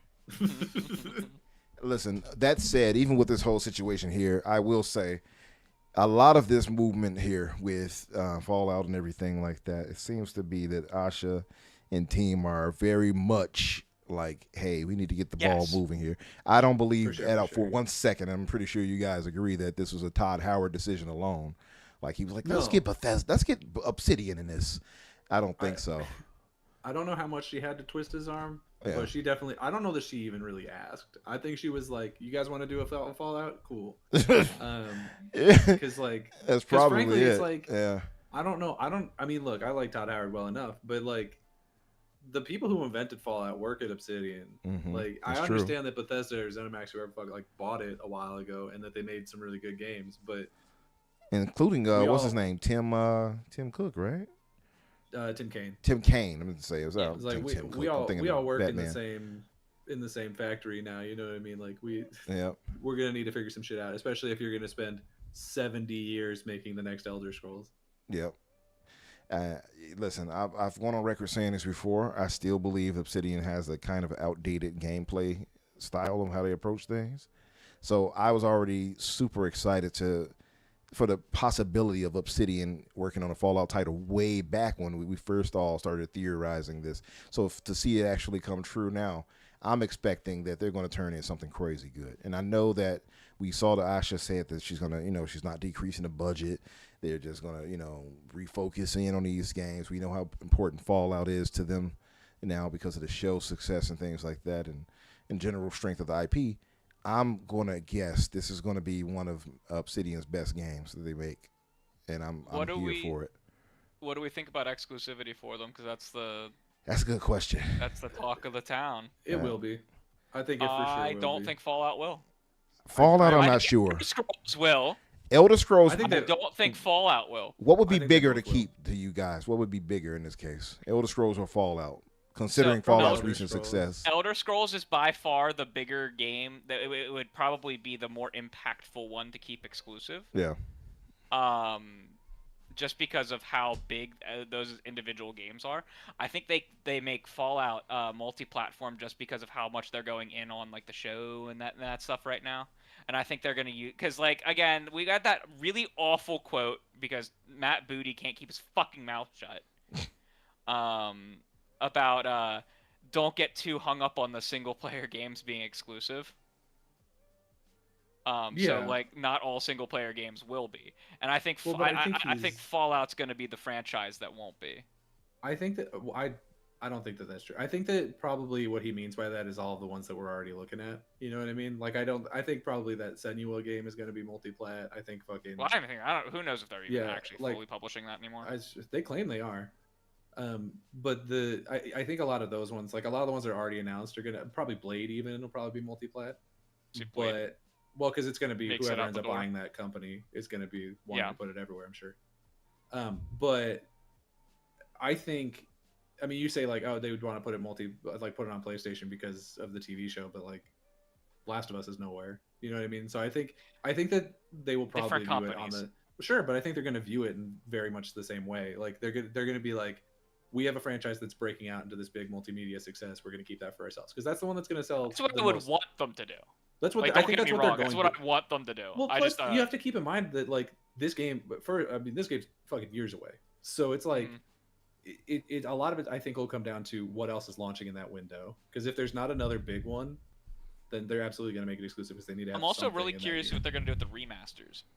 The remasters I could see going everywhere because they already are everywhere, and they're remasters. And because like the third one is probably coming next year. The third, like Fallout 3 is probably coming next year. Oh, sure. Yeah, I think that one's probably pretty soon for sure. I bet we see it.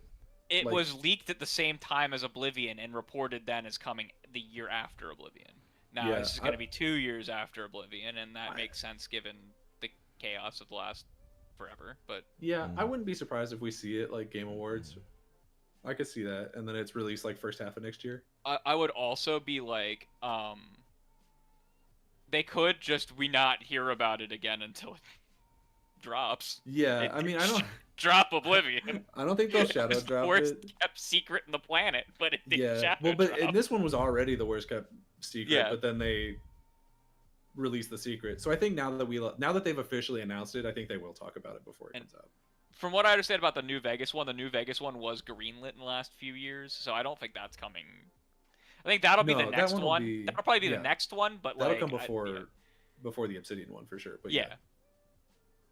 We think Obsidian one comes first, or we think Fallout 5 comes first? The Obsidian one, for sure. Because first of all, Obsidian moves really fast. Yeah.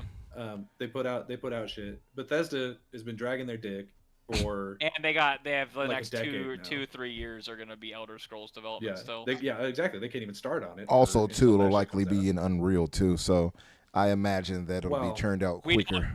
They won't comment on which it's in. We know that 5 and we know Fallout 5 is going to be creation. Yeah.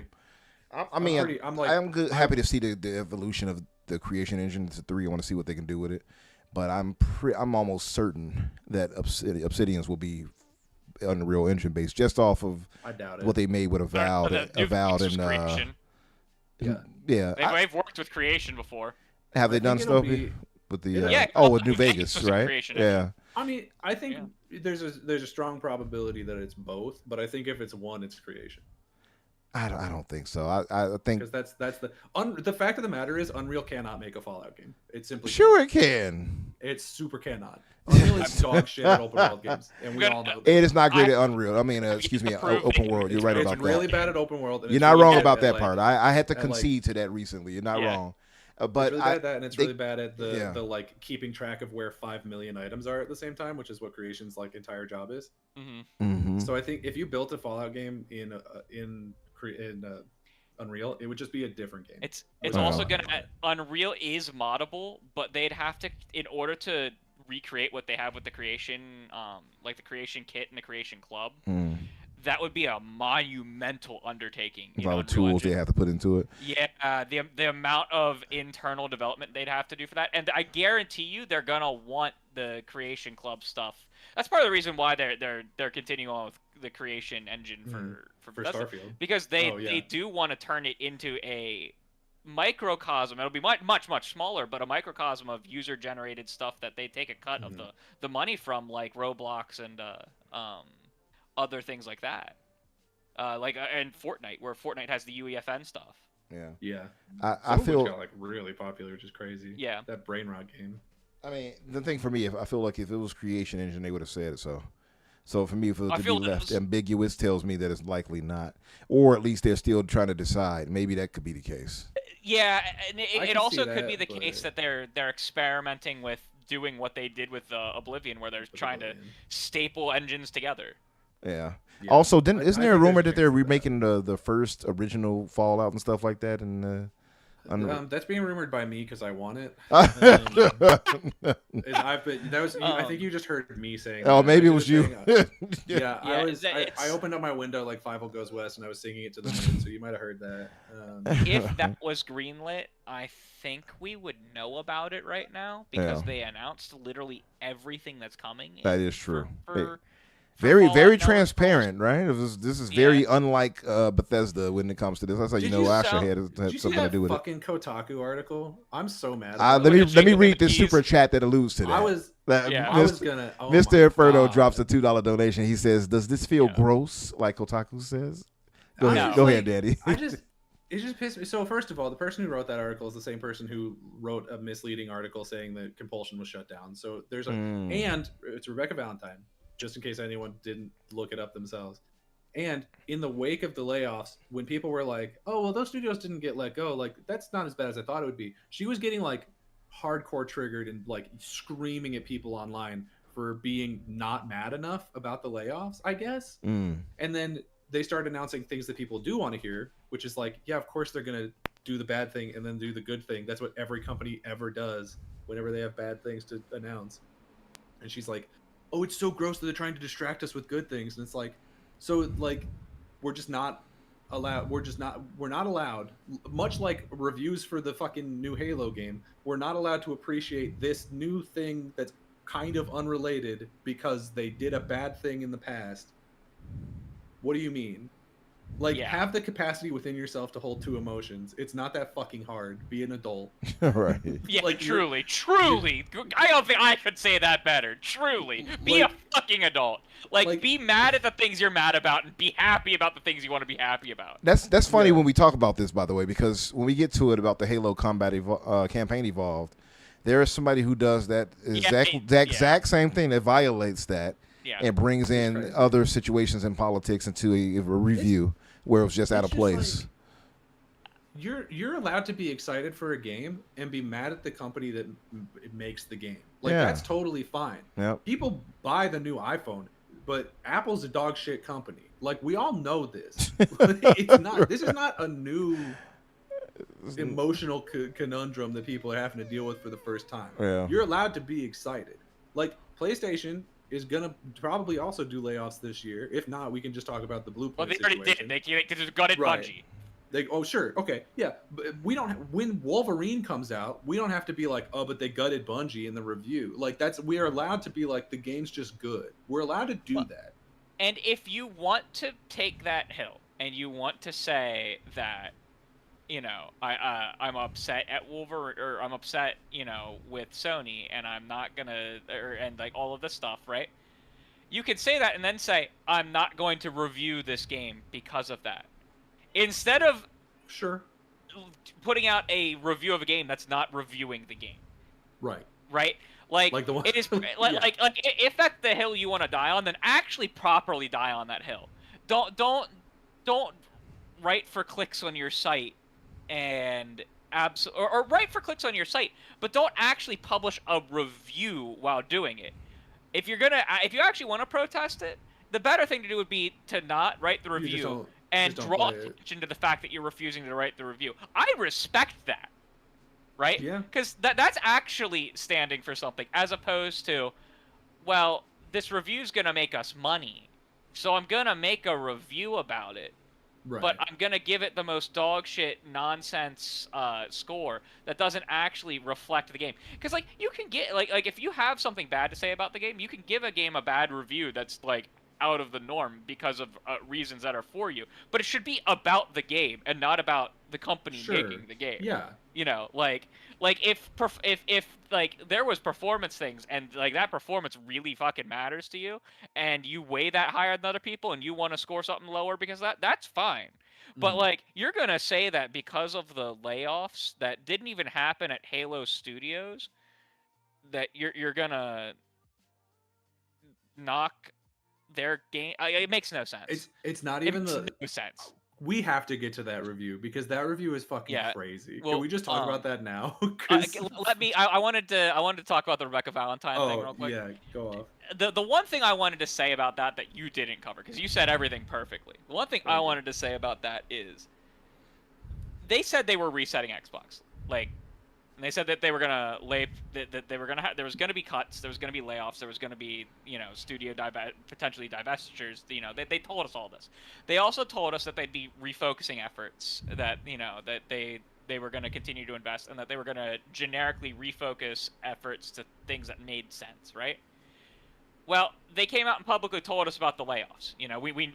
When they actually happened, we got like real details on them. They came out and was like, we're laying off this many people, and there's going to be more, and it's going to happen over the course of the next 12 months. But this is what we're doing to all the studios. They gave us all this great detail.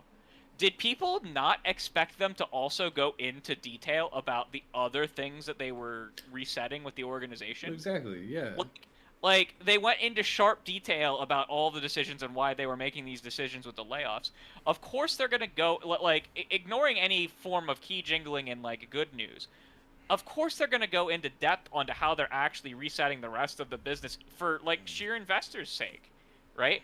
Because they did all the layoffs and stuff was to save money for investors. Now they're going to talk about the projects that they're actually moving and investing towards and pushing to be made.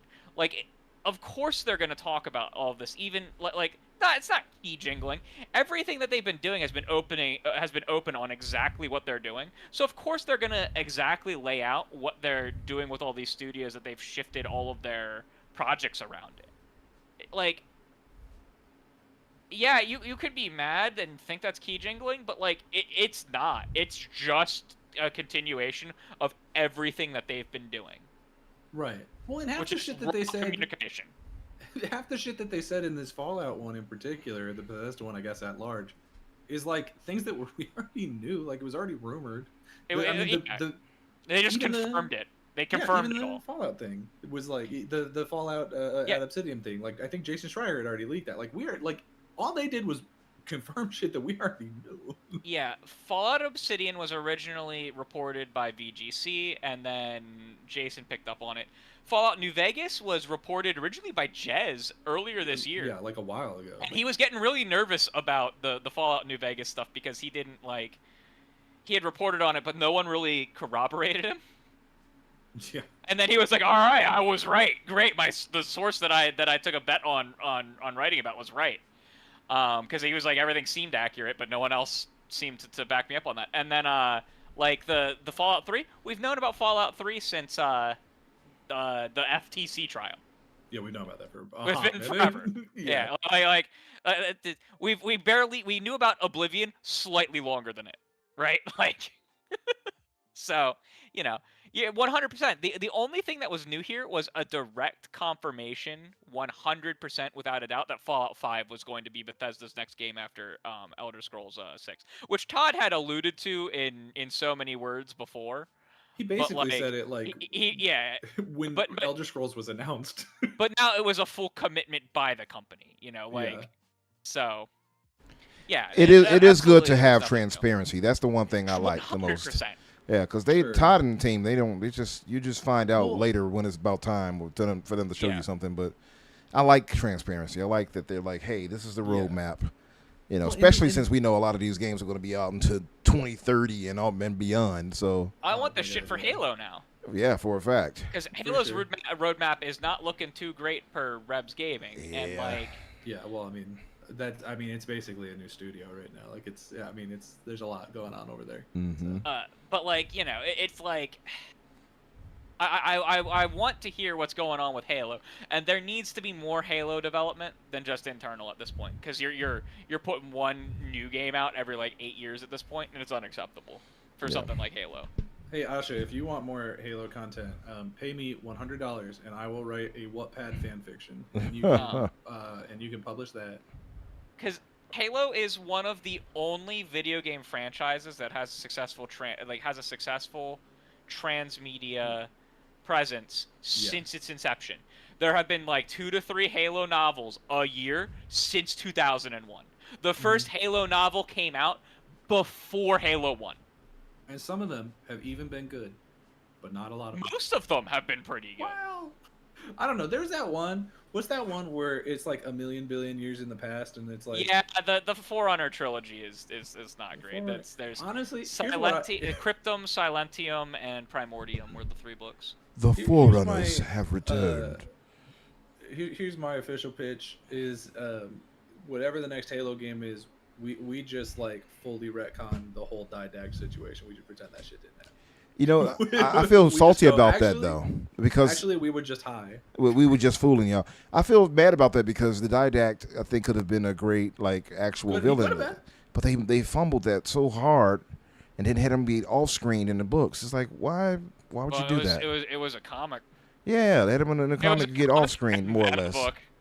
Yeah, it was just terrible. Speaking of Halo.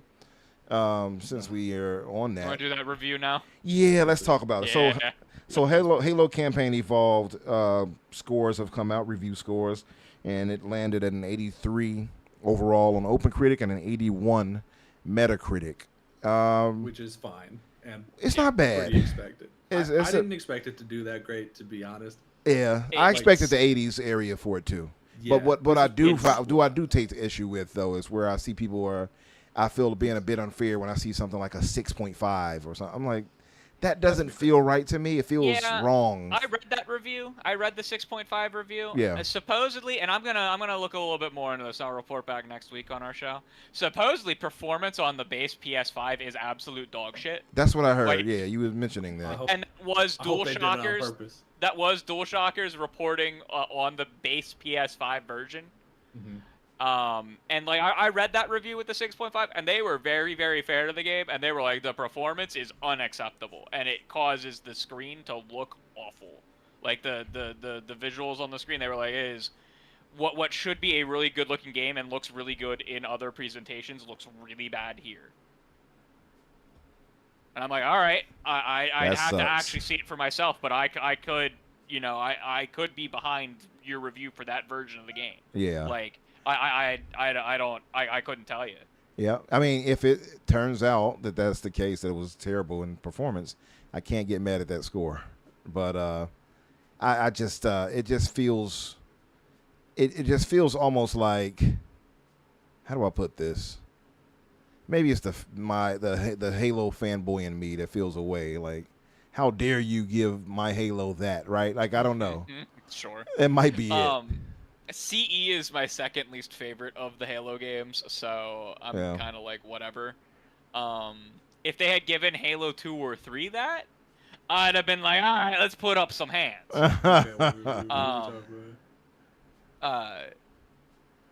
We're gonna have to fight this one out.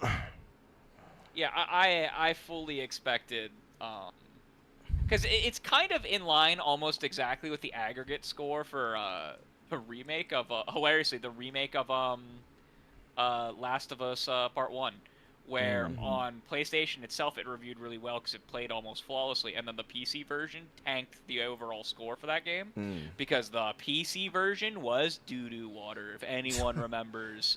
If anyone remembers when that came out. The whole like, thing PC about that Gamer is funny gave it in a general. 5 out of 10. That whole thing about Last of Us is funny because like came out in 2014. Next year they had the remaster. The year after. It came out 13. The remaster 13 came out and 14. That's right. And so they had the remaster. So they both got 95 metas, and then they had the Part 1, like you said, which had the issues. Part 1's meta is high on PS5 and it's very low on PC. The aggregate is like an 82. On OpenCritic that aggregates them together, it's like an 82. It's like almost exactly the same situation as Halo. Plus, people were pissed it didn't come with the multiplayer, just like Halo. That is true. And then that's a question I asked to the fellas earlier, and I want to get you guys' thoughts on that too. And I want to read this part of this review. One of my thoughts on this was. How do I word this? With the game being basically more or less the same game, right? Obviously, a super visual upgrade. We have other instances we can point to where a game looked. They really changed the library, and that's gonna be controversial. I heard it was a few other changes. I heard, like from Kay Asante told me. visual aesthetics for the Forerunners and stuff, which they have changed multiple times across the franchise, always going to be contentious. There are some people that are always going to hate it, and there are some people who are always going to think it's great. Yep. But the thing, I did hear there was some changes. And listen, I got a soft spot for Halo. I am a massive Halo fan. Sure. It is tough for me to be impartial and unbiased, but I feel like if you're turning out what to me is one of the best first-person shooters of all time, and even if it doesn't have the multiplayer component for understandable reasons, we get why. I can understand why people would say it should have been included. Well, obviously resources, right? The resources, and obviously they couldn't really attach microtransactions to it.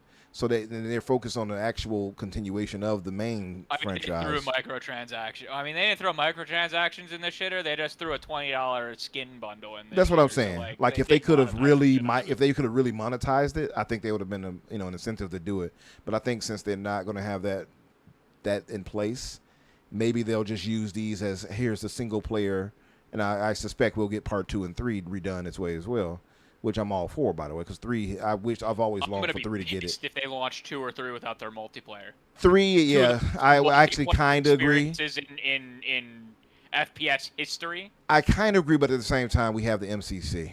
So at the same time, it's kind of like it offsets that to me for some reason. But the MCC's riddled with hackers and shit now. Like, it's not very playable. And I mean, and to Vandal's point, part 1 never did have it had local, but it didn't have the online multiplayer. So I don't know. I just feel like, so what to you, Danny? I guess I'll go to you first because Crusader, I kind of heard you on this earlier. Yeah. But what's your thoughts on the scoring versus them taking out or not putting in rather the multiplayer portion? Do you feel like that's worthy enough to deduct it? Like, what would you deduct it if it didn't have that for you if you were reviewing it? And the game was otherwise great. What would you deduct for that? I mean, I don't think I would deduct for it not having the multiplayer because it's not like if it was a situation where they told me it was gonna have it and then they cut it at the last minute, then maybe. But I don't know. I'm a big proponent of like grading something based on what's there and not what's not there. Like, I understand that the perception would have been like, oh, it's the first game again. The first game had multiplayer. This should have multiplayer. But they told us, it's a remake, mind you. Like, they are remaking the first game. You would think that a remake would remake what the first game was. And I get that. But they told us years ago. You know what I mean? And so I am kind of like, we knew. Like, you can just grade it based on what the game is. I still think most, not all, but most of the reviews are probably pretty fair. Like I really like the Halo games, but like low 80 for a remake of this old game that probably still feels pretty old even remade. Like man, I think that's probably about right. Like I don't think that's crazy. But yeah, if you were like I would have given it a 9, but it didn't have the multiplayer, and I think that's just poor reviewing. Like I don't know, man. So see, I would take that into an account with a remake because I would say the remake should be scoped with as important as multiplayer is to Halo, and the fact that we don't really have an active multiplayer for Halo right now. I'm gonna scope that in because that's what I would expect a remake of the game with that has basically established multiplayer shooting on console in general. No, and I hear you, but like. It's how can you expect it? How can you expect it when they told you that it wouldn't be there?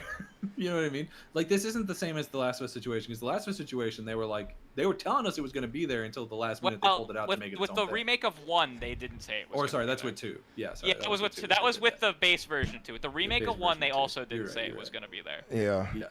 So like that's we're upfront with that.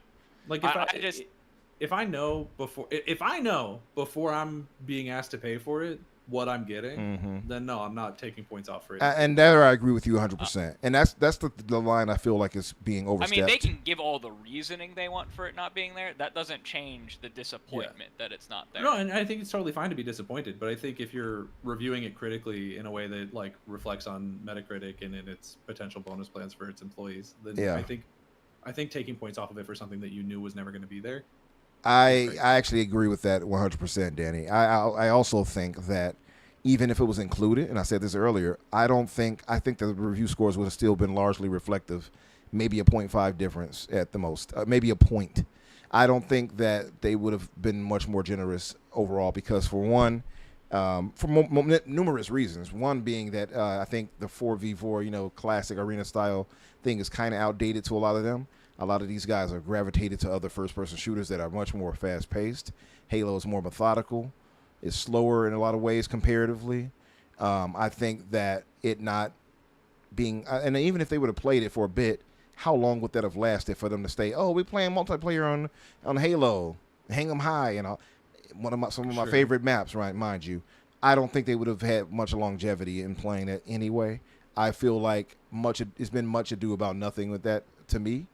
But I mean, I could be wrong, but I think that people have kind of moved on from that in that way. To me, I think this was just a vehicle to bring more eyes to Halo as a franchise with bringing it to PlayStation. Sure.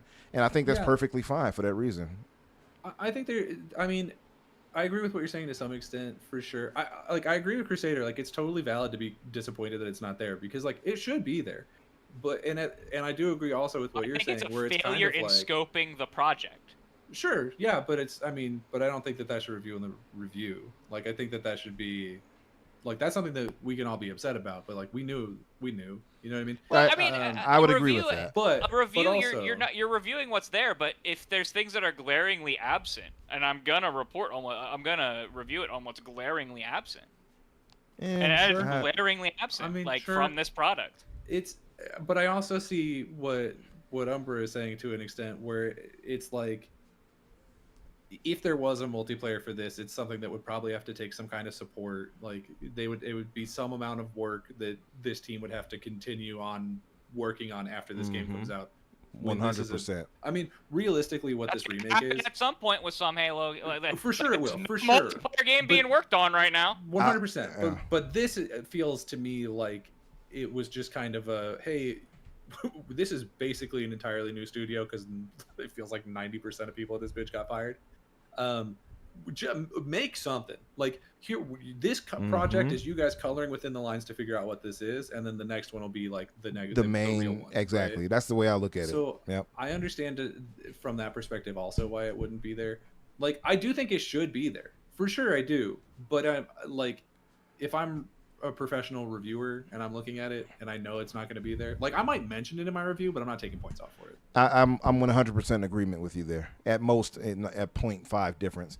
I just think it's much ado about nothing, especially since we have at the MCC, and it's all there. So I don't know. What makes it at all if we have MCC? This game's in MCC. That's my point. So I feel like I know why they have this separate, right? Because you could have just said, hey, they could have just attached the Unreal to the MCC Halo game and keep it moving. They already did. Right. That's how all the UIs are run. I'm talking about this specific with Unreal Engine and such, right? Like, they could have just done that, but then you can't cash in on some money. And this, to Danny's point, it's like, hey, here's a game for now to tide you guys over while we're working on the main thing. That's the way I look at it. I'm going to argue I'm not tied over because I play Halo for the multiplayer, right? I love them both for both reasons. Well, I love them for both. You know, the only people who can't is the PlayStation. Exactly, yeah. You still have the option. To expose Halo to the PlayStation people, we've only exposed an aspect of it to them. Well, but the PlayStation people don't play multiplayer stuff anyway. So. They'll be fine. To be honest, this shouldn't be over there anyway, in my opinion. But you 100% agree with you. Yeah. Let me read this really quick so we got to move forward. But this right here caused a lot of consternation online. I'm not sure if you guys had saw this. I didn't see it until you posted it, but it did make me upset. It's crazy, right? And I see Vandal and I'm talking about in the chat. And so this is from, I guess, a site named Respect. They gave it a 70. Again, to me, I feel like a 70 for what I feel is one of the best first-person shooters of all time. I feel it's just a slap in the face. And I don't think Nintendo would get this for a Mario game. I don't think Sony would get this for a great PlayStation game. I just feel like this is kind of too low for me, but that's just me. He says, or he or she, I'm not sure. I think it was a guy. It was a guy. I won't lie. It was great to be playing Halo again when the frame rate wasn't tanking. So he had issues here as well. But it's hard not to feel like the franchise, Xbox, and everyone involved has been severely let down in recent years. We've had one new Halo game, Infinite, since 2015's Halo 5, and Xbox almost imploded due to years of mismanagement that resulted in thousands of employee layoffs. And Microsoft remains on the BDS boycott, divest, sanction list in connection to a UN commission declared a genocide in Gaza, whereas the original Halo brought with it the promise of a new era for video games. This remake feels like it's in part been developed to make us feel good things about the brands again. Nostalgia and the realities of today have rarely clashed so heavily. Wow. I don't think a lot of that's a wrong statement. I think it's a wrong thing to put in a review. 100%. That's the problem. I think invoking a largely disproven claim about Gaza in a fucking review for a video game is insane. Yeah, come on now. I think that's actually fucking crazy. And Microsoft, Microsoft as a corporation, absolutely hold them accountable. What the hell did that have to do with this Halo right here you're reviewing? Nothing. Well, nothing at all. And the thing about that even is like, first of all, I know goddamn well that this person is probably like owns an iPhone and is writing on a Macintosh and has the fucking Apple Watch. But this is the brand that we've decided to be mad about. Even though like the only thing, because I looked into this Gaza situation because I'm really curious about it, about like what was Microsoft's tie to it. And the tie that people claim it was is that they had access to like cloud servers that they were storing surveillance information of Palestinians about. So I looked into that and I was like, yeah, I mean, that's pretty bad. Like they shouldn't be letting them do that. And what I found is by the time I was looking into it, they had already stopped letting them do it. So, yeah, it took like 6 months. They did eventually stop letting them do it. So like they already cut it out. And even before that, it's like, yeah, it's gross. It's bad. I don't necessarily think that I think giving them storage space and then that person using storage space for absolute horseshit nonsense is still not like Microsoft aiding in a fucking genocide. Like that's a fucking leap, dude. Yeah, it's like kind of a if crazy a school shooter right there. writes his fucking manifesto in Google Docs, I don't get mad at Google. Like that's not how the fuck that works. Right. And it's also because then there was the whole boycott alongside it that just really for me showcased how hollow and disgusting the whole argument was in the first place, because the boycott wasn't asking you to boycott Microsoft, it was just asking you to boycott Xbox. They didn't care if you use Office or Azure servers, which was the product in question, or Windows or Office, like any of that shit. They were just like, but don't buy an Xbox. And I'm like, what? The fuck? So okay, so what this I'm sure that this isn't actually what it is, but what that then ends up feeling like is that you are weaponizing real anger about a real genocide and redirecting it into a console war for your own fucking clickbait bullshit. Like, what are we doing? Yeah, it's misplaced. For that reason, and I know this guy may have meant well, but for that reason, it makes it come off extremely shallow, as if performative, to say, oh, let me highlight this and do my little, my grandstanding here. It's like, my dude, we agree with you here in terms of the genocide and things like that. I mean, anybody who's paying attention. Yeah, this right here is out of place, though, concerning Xbox in this game and Microsoft as a company. There's two different things. Make your statement on that in a separate situation elsewhere. Do your little blog, whatever it is. This has no place with that, right? This is just odd to do that. It's just odd. There's no two ways about it for me. I guarantee the people who worked at Halo Studios and made this weren't like deciding whether or not fucking Netanyahu was going to get cloud storage. Like that wasn't, they didn't ask them that. That's not their job. Right. And listen, I'm like, okay, you could have left this as an unscored review. You could have said this and not reviewed the game at all, right? But as soon as you say all this and then staple a score to the review, no one's going to take your review seriously. All you have done is jeopardized, have basically made anyone that you thought you could convince with your argument about this stuff to just not care. You have done more damage to the cause that you are trying to speak out against by doing this than doing nothing at all. Yeah. Like, Yeah, just weird. there's like 100 ways that you could get this exact point across, but you chose the singular way that no one's gonna take you seriously. None. Not a soul. Yeah, Like just, this is dumb as hell. it is dumb. It's just, It's pretty crazy. and again, I think any normal human, at this point at least, has to be like, okay, yes, atrocities happening over there. Microsoft was tied to him at a point because of the whole surveillance situation. I understand why they felt that way because of the AI, thing that was targeting the wrong people, and misidentifying them and stuff. I got all that. Absolutely, Microsoft should have been held accountable for that. Hey, get out of there, drop this contract, whatever. That has nothing to do with this right here. Yep. It's just out of place, and And this guy, I don't know if he's going to get backlash for this or not. I've seen people posting about it. This will actually probably get their site pulled from Meta. You think so? This kind of stuff is usually not looked upon. It's it's against the TOS.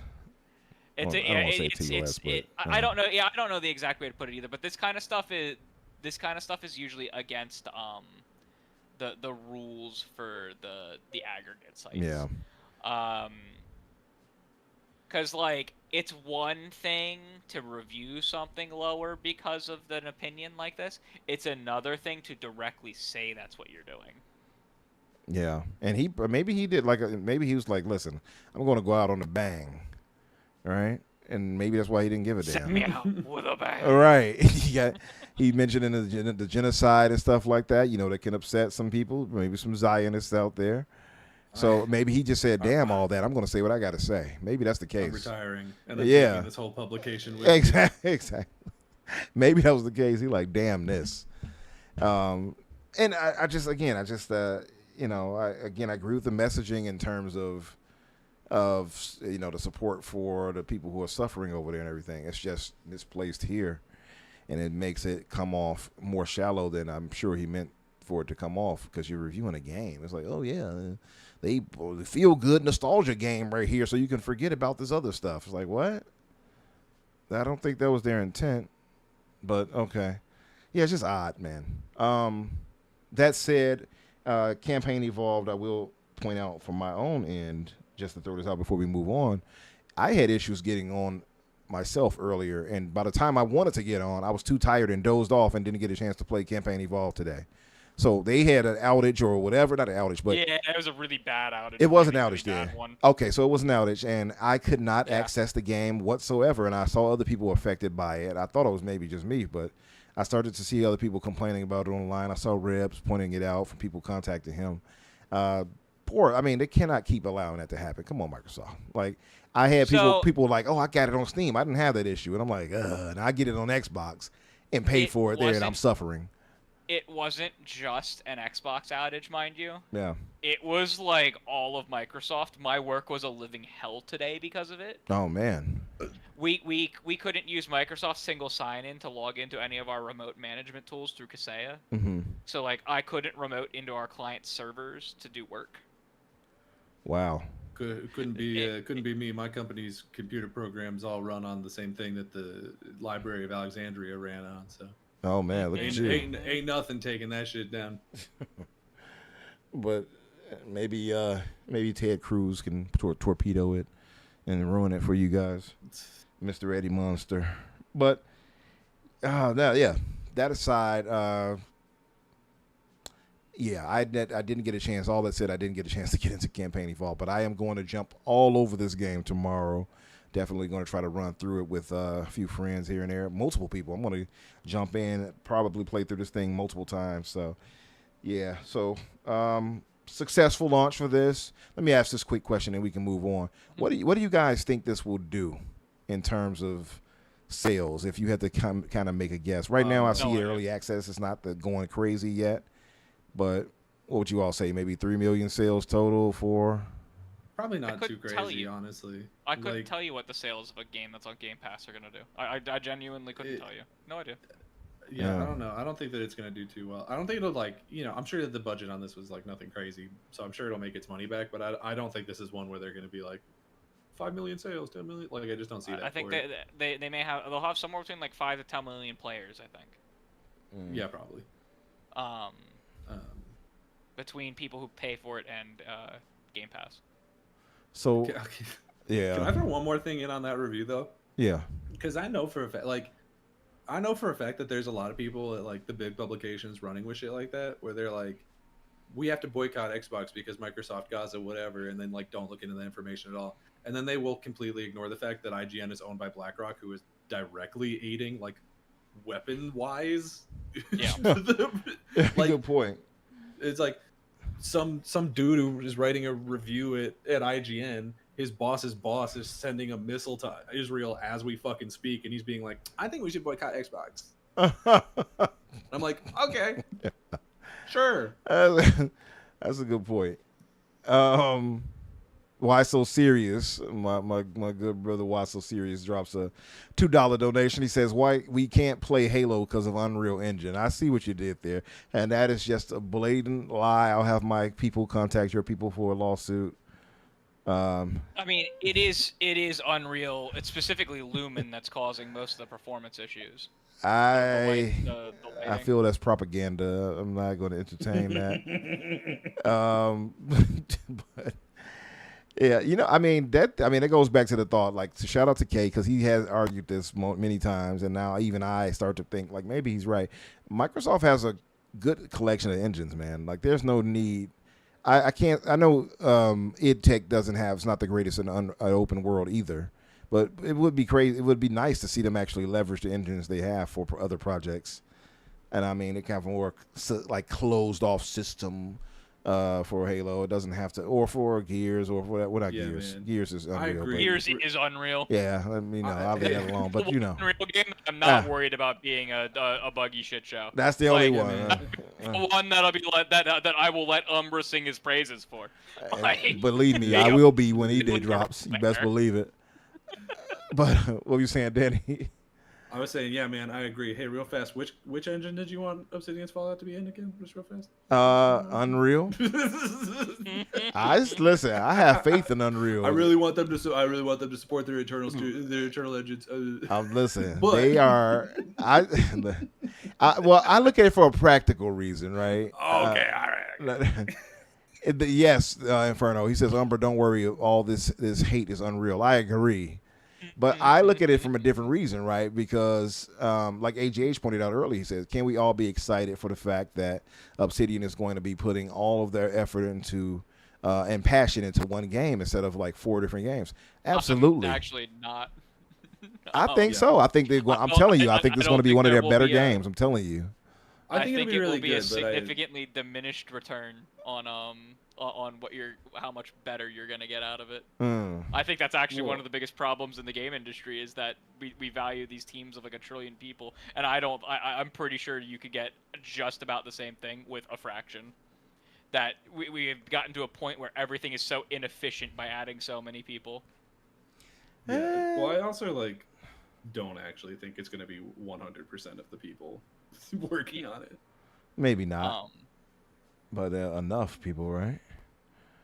I think they'll have. I mean, because if they're having a team like Crusader was alluding to earlier, that they're not really working on a Avowed like that, then to me that just leaves the door open for them. So there are other internal projects that they will be working on. That is actually another thing. The Fallout one is just one of them. Oh. What they're doing with the other people has yet to be decided. That's why basically the core of everyone is still working on Avowed 2, despite it not being officially greenlit anymore, because they don't have all the projects to shift them to yet. Grounded 2 is also in development through them still. Yeah. Who's the decider, as George Bush would say? Who's the decider? A combination of higher ups at Xbox Game Studios and the studio head, what's his name, Urquhart. Well, Asha's actually just been asking me. That's true. She's just been. Well, then why haven't we gotten the 4th, 5th, and 6th sequel to Pentiment then? Cause fuck you, dude. That's the way you handle it. You put them in their place quickly. I'm trying to resize this darn video to properly fit in here. I want to go over Hey, this really quick. Are you? Yeah, real fast. Are you working tonight? Do you I need to do. go? Okay. What time is it now? Yep. We may have to What move we got? to We the have one just the last topic. Avengers left. Yeah. Let me Okay. see if I can get this.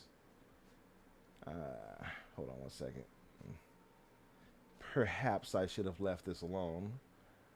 Let me fit this right. Give me one moment. If you're trying to show the trailer, I would say be very careful.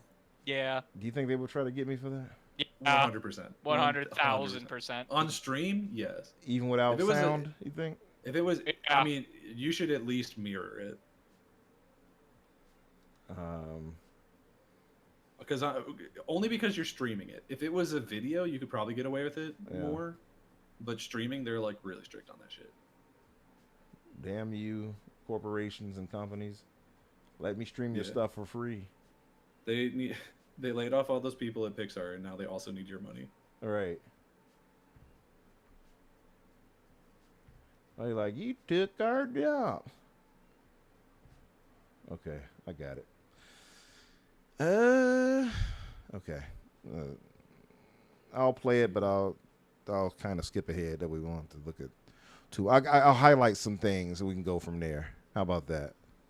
And yeah, if you just like skim it and then pause it on stuff that you want to watch, that's probably fine. Yeah, I'll skim it. I don't think they'll get you for that because that's basically screenshots. Yeah. So this is the new story trailer for Wolverine, Insomniac's Wolverine. One of the highlights here would be Jean Grey. What are you guys' thoughts about Jean here? This Looks is the trailer we're putting on? I thought we were putting on I was talking the whole time Avengers about movie. the Doomsday one. The Wolverine one. Oh, yeah. Yeah. My bad. No, you good. What are you guys thinking about old Jean here? You like the improvement? It looks like they've updated her visuals. Reminds me of the Fox Jean Grey. The amount that I see that. laughed in the trailer that was just the meme was a lot.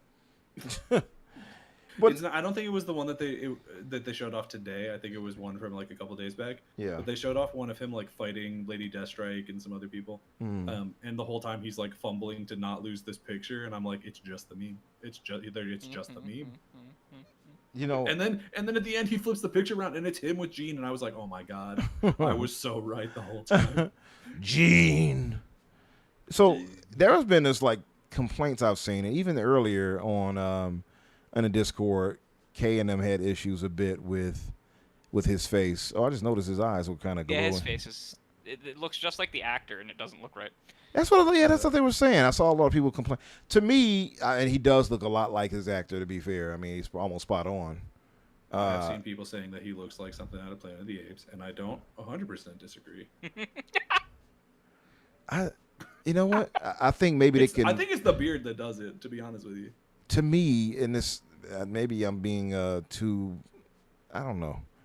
To me, when I see him, even though I can see Liam McIntyre's face, pretty obviously you can see it, but he looks like what I imagine Logan should look like from the comics and such. Yeah, I mean Logan's. Here's my thing. I almost think he's too attractive to be Logan.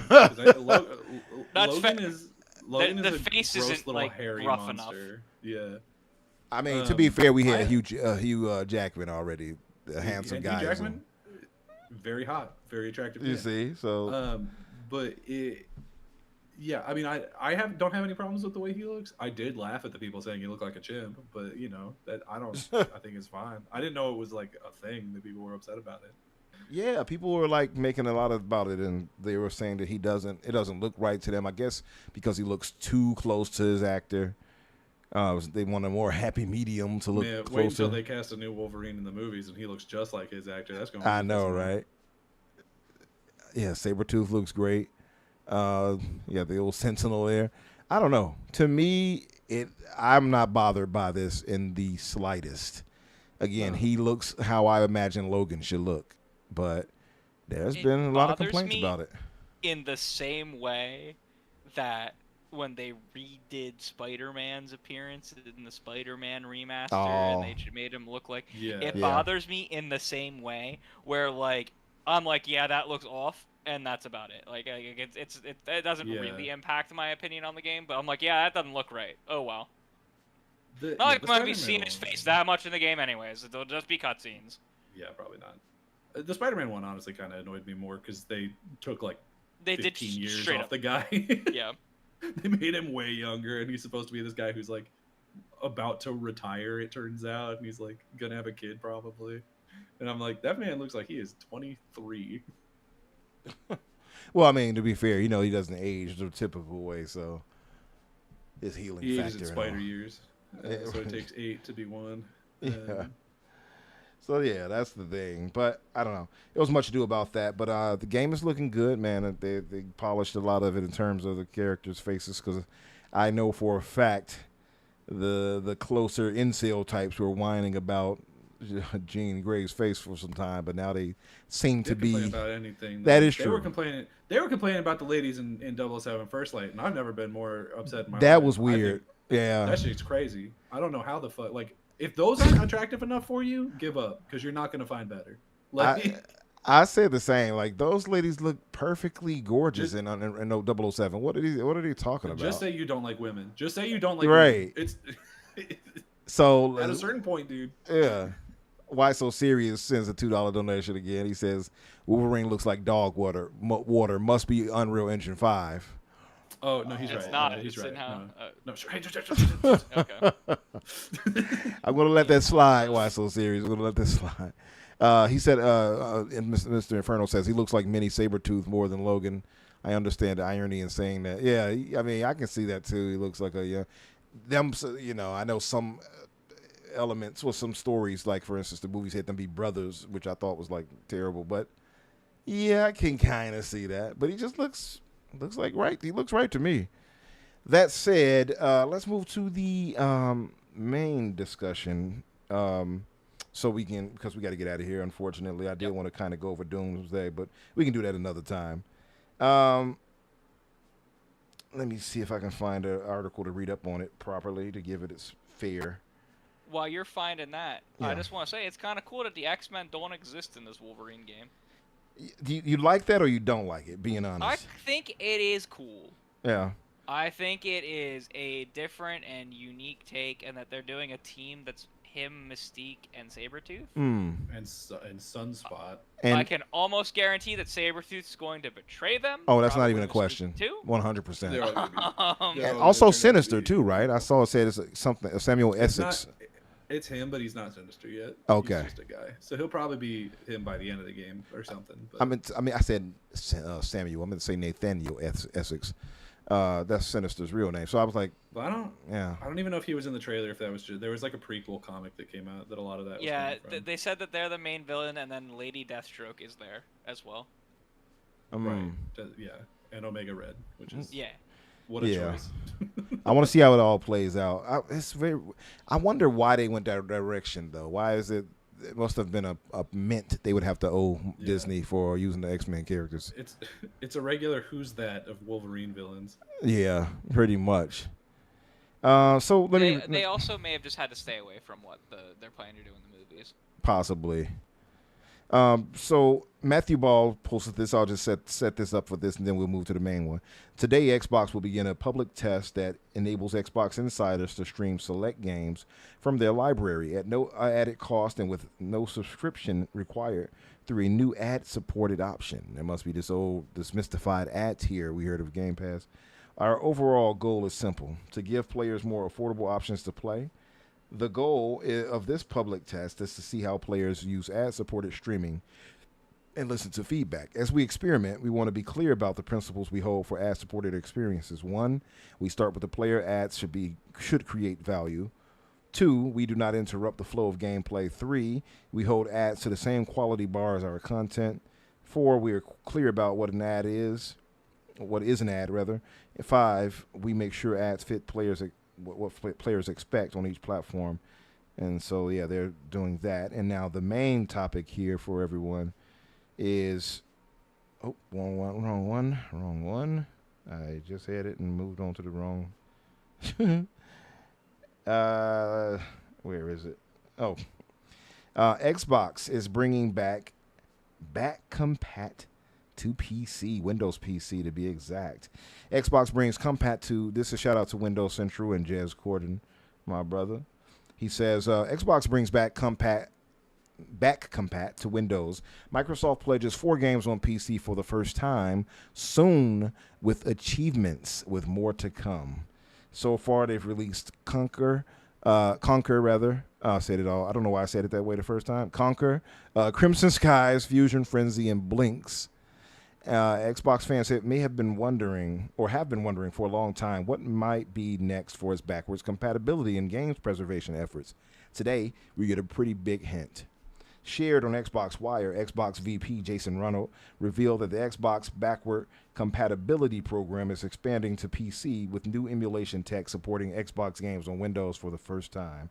It's early days yet, but it's an encouraging step about what Xbox efforts is to preserve its gaming legacy will end up in the coming years. Your library is more than just a collection of games. It is your personal history of epic stories and treasured memories from the past. And as players, we don't want to leave our gaming legacy behind, even as the technology continues to evolve and advance. We expect our library of games to move forward with us and to be able to play them in entirely new ways, Jason Reynolds explained. The initial wave of games, as I had already stated, was Blink's Time Sweeper, Fusion Frenzy, Crimson Skies, and Conquer Live and Reloaded.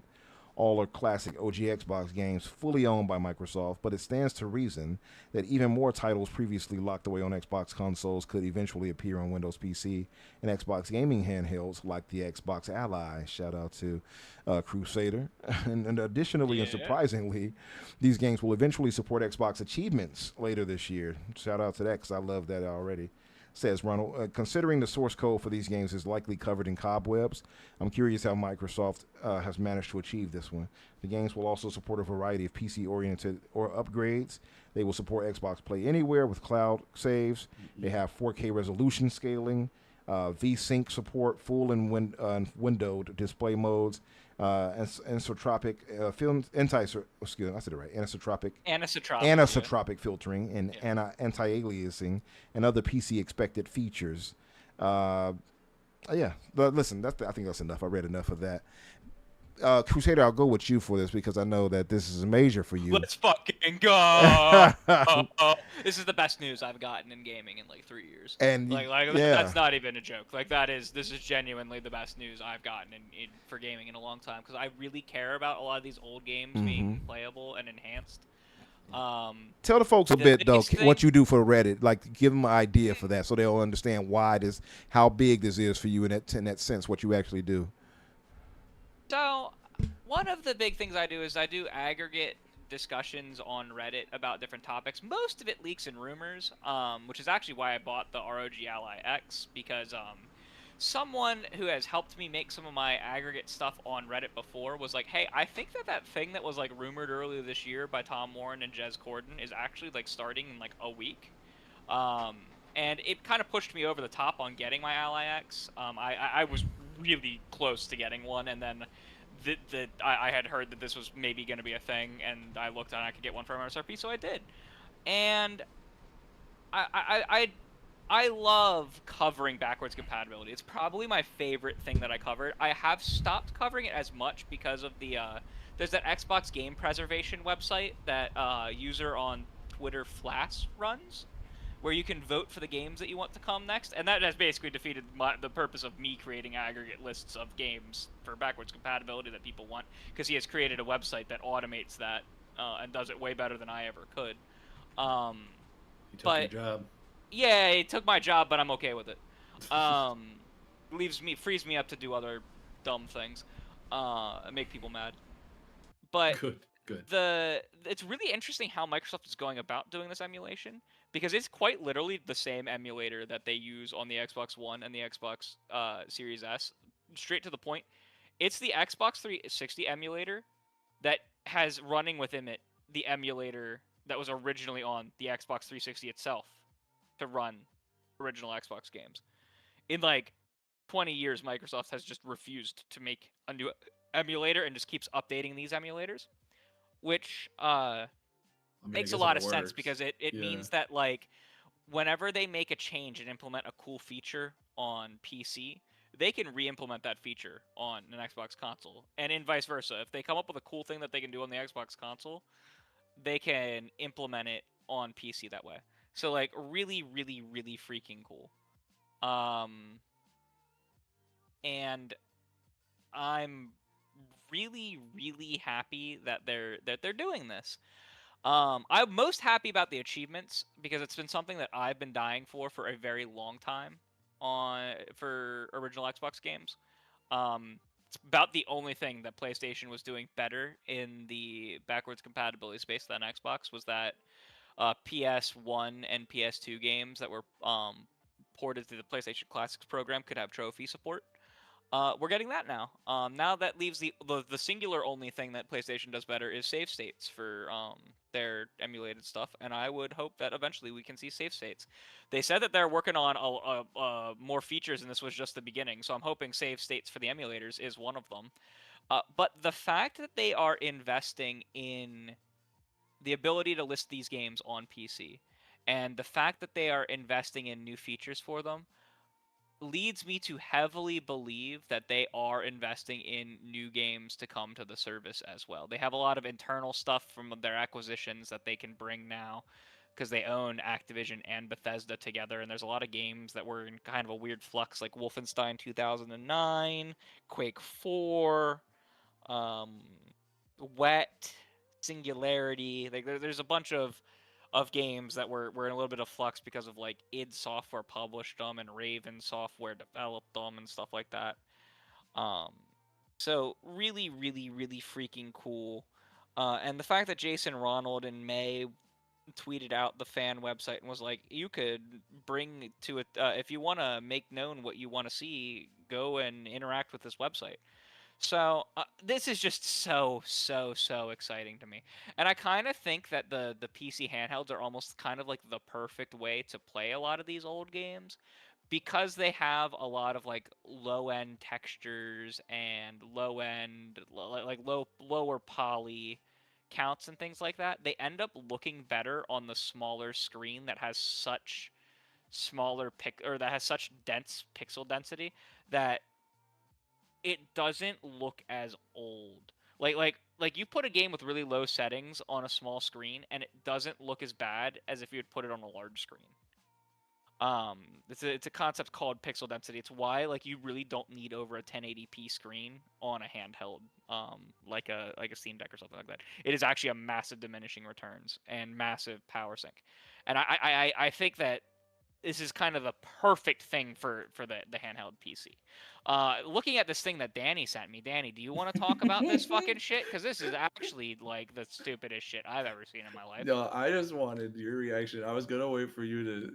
That's the finish your dumbest point, shit I've ever and seen then in my life. I was gonna bring it up, but no, I just wanted your reaction to it more Like- than anything. Like, it's just a port. They're doing this for brand purposes. What the? There's Oh, everything for- they do, everything for any of the these audience. companies they do to make money. Now, in Yeah. this case, it is like none of this BC stuff is gonna make a ton of money. But it's probably a pretty high margin. Well, hold thing. on, real fast. Yeah. For the audience, what I sent him is It's a clip of a Blessing. from Kind of Funny, reading the news about this happening, being like, "That's just a port. They're just doing this for the brand," and it's like, "Well, yeah, kinda." Like, what do you mean? Everything any of these companies do is either for the brand or to make money. Right. Oaks news at 9. I cannot stand that dude. Here, I'll send it to you too. Yeah, you know, and I say that these are probably a high margin thing because yeah, they're not going to make a lot of money on these kind of things, right? But it's also probably not that expensive to do this, and the amount of things that they can get listed on their PC store that you literally can't buy anywhere else. Like, yeah, sure, you could emulate it. Like, you could throw up Zemu or Xenia and like emulate like these 360 things. But you're not going to do that with achievements. You're not going to do that with your old saves from your Xbox 360, at least easily. You can rip it out of there, but it's not the easiest thing. And it's official and easy, and you don't have to worry about it, and it just works with the purchase and install button. Like exactly, like, it just works. Like, full disclosure, like the more that you make this accessible on the storefronts that you're already supporting, which they are. I mean, this is, to my understanding, this is just on the Microsoft It's store. just PC, on the right? Xbox store. Yeah, it's just so on the like Xbox that's PC literally store. just their thing. The more accessible that you make that for people, the less likely they are to pirate it. Like, full disclosure, and maybe I shouldn't be saying this for legal reasons, but like, there's a couple of things for Ready Set Replay that are completely unfucking. I cannot get them anywhere right now. Yeah. and I'm probably gonna have to find a way to get them anyway. Sure would be That's ashamed if I have to emulate some things. And like, that's not my fault. It's not my fault that you can't fucking buy Skies of Arcadia anywhere. That's Yeah. not on me. I didn't do that. Yeah, like this So- is really, really, really exciting to me that this is happening. Should it have happened sooner? I don't know about the PC stuff. The achievements on the OG Xbox games, yeah, that should have happened sooner. This stuff, like this coming to PC, is huge. Like that's crazy that they're doing this, and the fact that they're doing it, that they've made original Xbox games play anywhere, that's crazy. Like the cloud, the save works between your Xbox, the cloud, and now the PC. Like we don't have Play Anywhere Xbox 360 games. We didn't until now. We didn't have Play Anywhere OG Xbox games. Like the only time we ever got an Xbox 360 game actually recognized on PC or on console for an Xbox One or Series X game was recently with Red Dead Redemption, that we randomly were given a free version of the Red Dead Redemption port if you had the 360 game, which was cool of Rockstar, unexpected of Rockstar, but like the only time that's ever happened. So the fact that like Microsoft is recognizing these original Xbox games that you could buy digitally on the Xbox Series and giving you the PC version of them is crazy. No, I agree. It's a And W. I What can't would wait you for suspect achievements. would be the next batch after this, though? I think you can guarantee. I think you could guarantee that most of the stuff that's going to come over to PC is going to be stuff that isn't sellable on PC. From first party, it may include stuff other than that, but from third parties, I think you can almost guarantee it's going to be stuff that you can't buy on PC. Otogi. Otogi, I got it. yeah, Otogi is the biggest original Xbox One.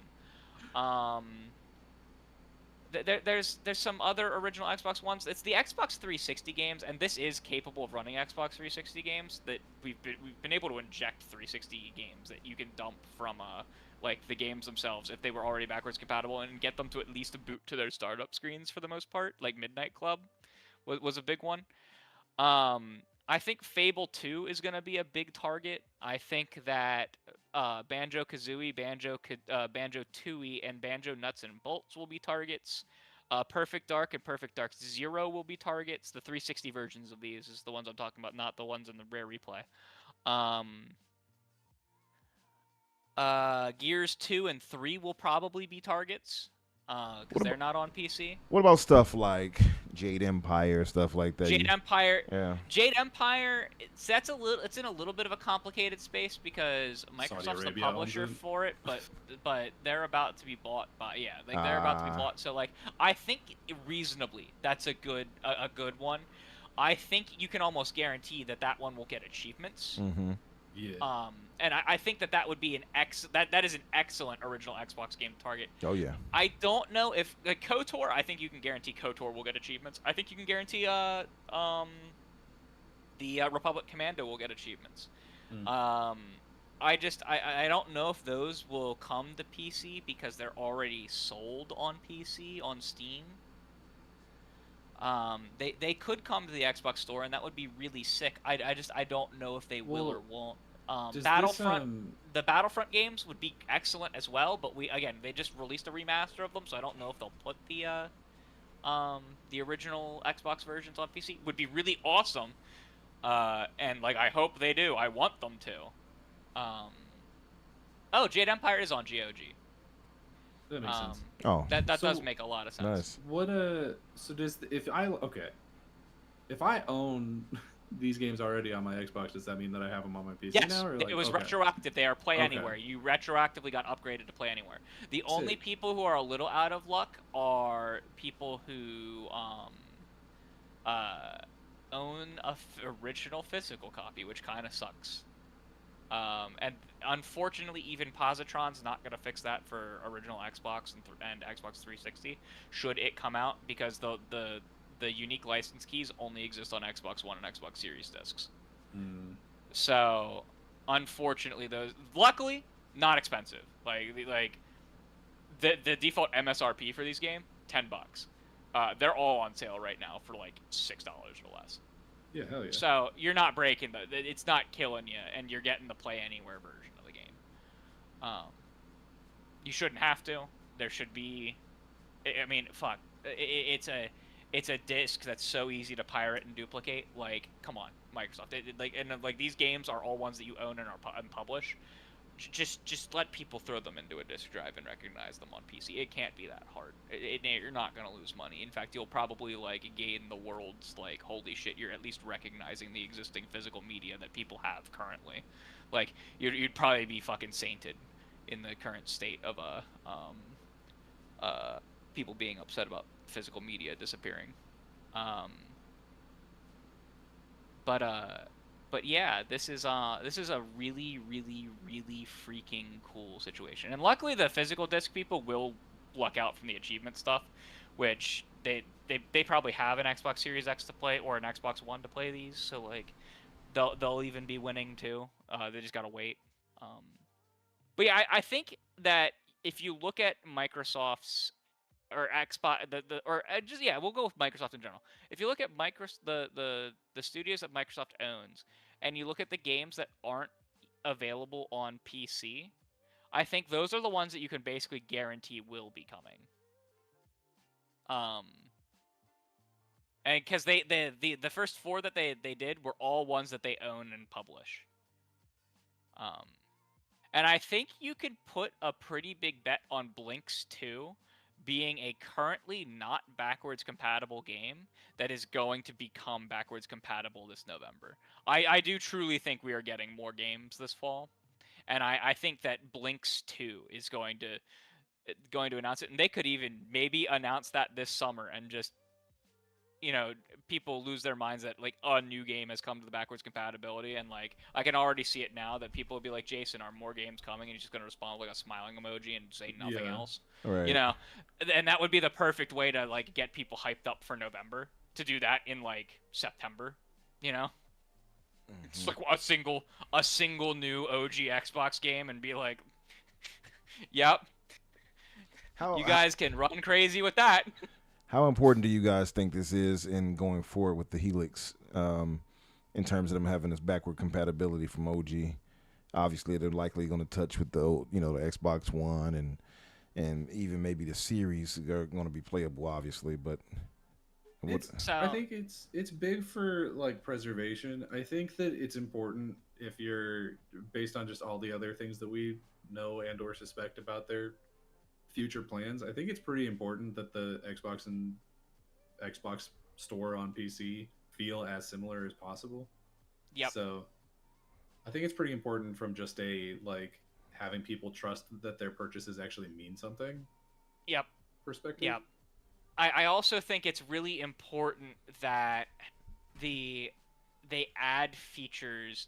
Right now, the Xbox One and Xbox Series, the way that they are done on basically as guest containers virtually on the Xbox One and Xbox Series, respectively, like the way they function, they're really easy to scale on basically any hardware that at least meets all of the minimum specs of the previous hardware, and then maybe exceeds them in different ways. It's really easy to scale them up to have more resources available to those games. It's not as easy to do that with the Xbox 360 and original Xbox emulators, because of the way the emulators had to be designed. They weren't designed in the same kind of containered way, because they had to kind of be stapled on later, because they weren't designed from the ground up, like as games originally. So there's limitations in that, and I think that creating a native version of the emulator and expanding, because there are PC specific features here with like the resolution scaling and various things like that. I think that that's really important work for Helix, just so that the more powerful Helix can actually do more things for these original Xbox and Xbox 360 games that the Series and Xbox One maybe can't do. Not because they're not powerful enough, but because of like they only scale to a certain point. So taking these emulators now and making them more scalable to future hardware it just works for Helix and beyond, and then just kind of the whole Microsoft ecosystem in general. So you can continue to implement new automatic enhancements for these Xbox 360 and original Xbox games with more ease. So it's not like creating a lot of hacky things, but it's like, oh, this new set of hardware that we're releasing has like 4 more gigs of RAM. Its processor runs at a slightly higher speed.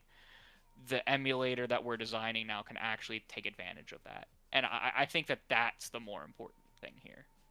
That they're designing more scalable solutions for everything. Yeah, that's a beautiful thing. I mean, it's a win for preservation, and I mean we were talking before weeks back, obviously about could there be some type of laws and policies made for digital rights and ownership and things like that, and things like having access to your library here is something that continues Yes. that. Yeah. Yep. 100%.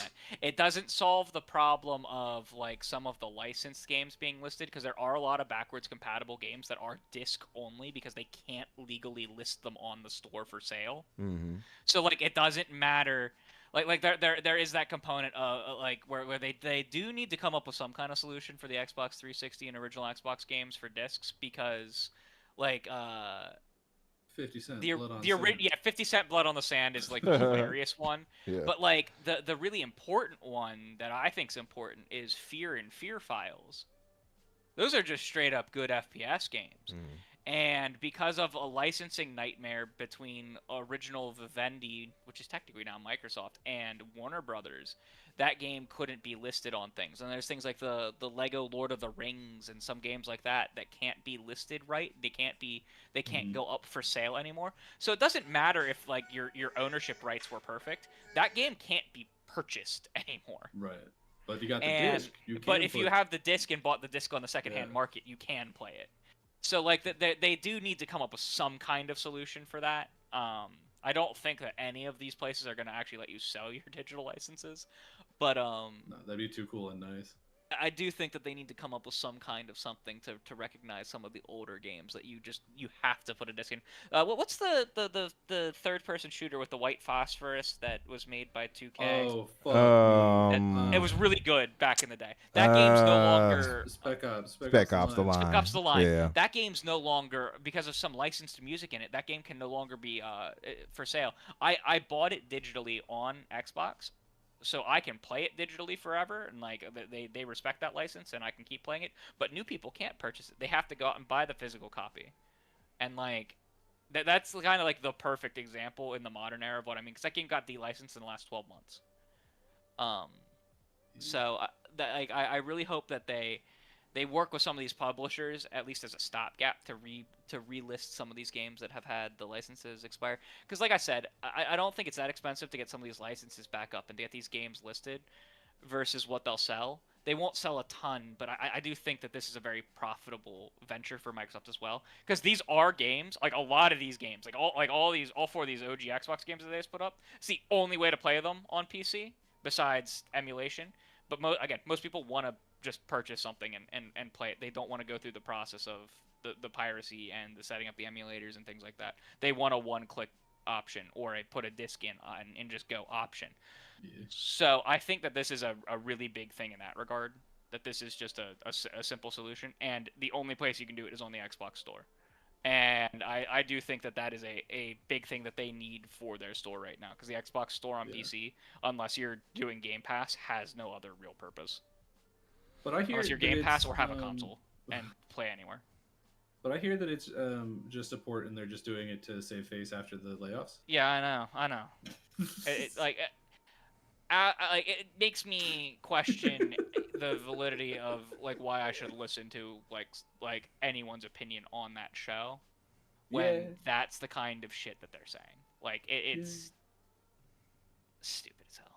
It's the same thing as getting mad about Jez getting an interview. It's just at a certain point, it's like, oh no, I understand what this is now. Yeah, they're just angry people, and like I'm an angry person, but like I'm not angry in that way. Yeah. Yeah, but you're like actually funny. They're just kind of funny. Yeah. Well, they're doing this just for brand reasons right here, right? So, That's what I'm told. That's what I hear. Just brand reasons. yeah.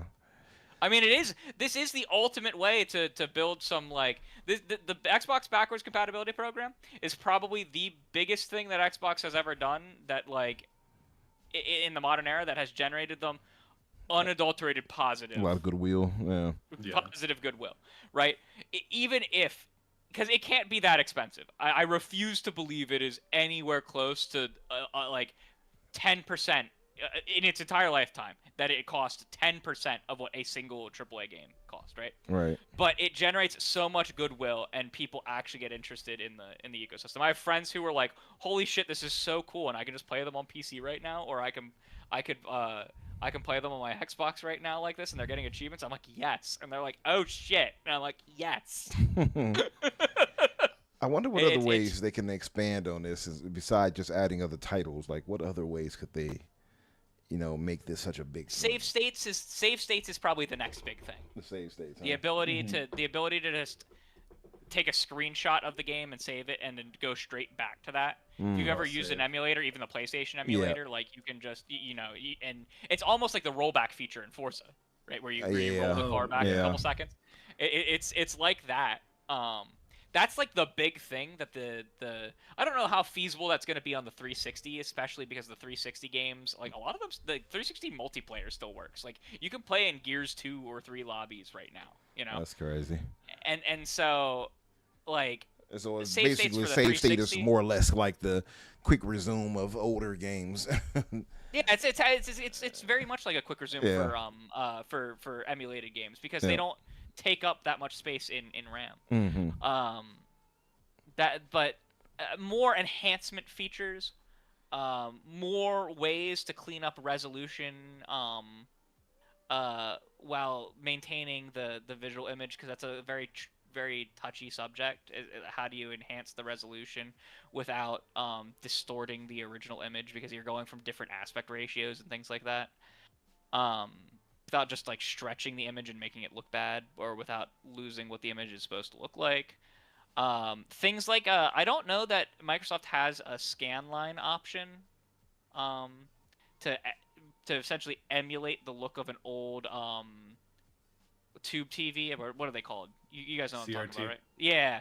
To emulate the look of a CRT, because a lot of old games don't look as good on modern screens because they weren't designed on modern screens, and the art was meant to look a certain way on a CRT, and the way that the CRT presents an image. Yeah. It's really fascinating when you compare, like, the same game running side by side on a modern screen versus a CRT, at, like, how much different they look and how much better they tend to look on a CRT. Like, considerably better. I've seen because I emulate with I have the Odin 2 Portal, which is an OLED screen, by the way, and it looks magnificent. And they offer, using, like, the front end of what's the name of that app where you can access. Yeah, any of the most modern emulators have. Yeah, you can just turn on the feature. Exactly, you put on the CRTV. Yeah. I don't know why I'm trying to blink to the name of the thing, but they have it on there too. Depends on the emulator that you're talking for what. It's what type of game? It's a big overhead basically, and you use it to RetroArch. Yeah, and you can access that and put that on for whatever older games. And I've done it for, like, the old Nintendo games and stuff like that, and it does look really good.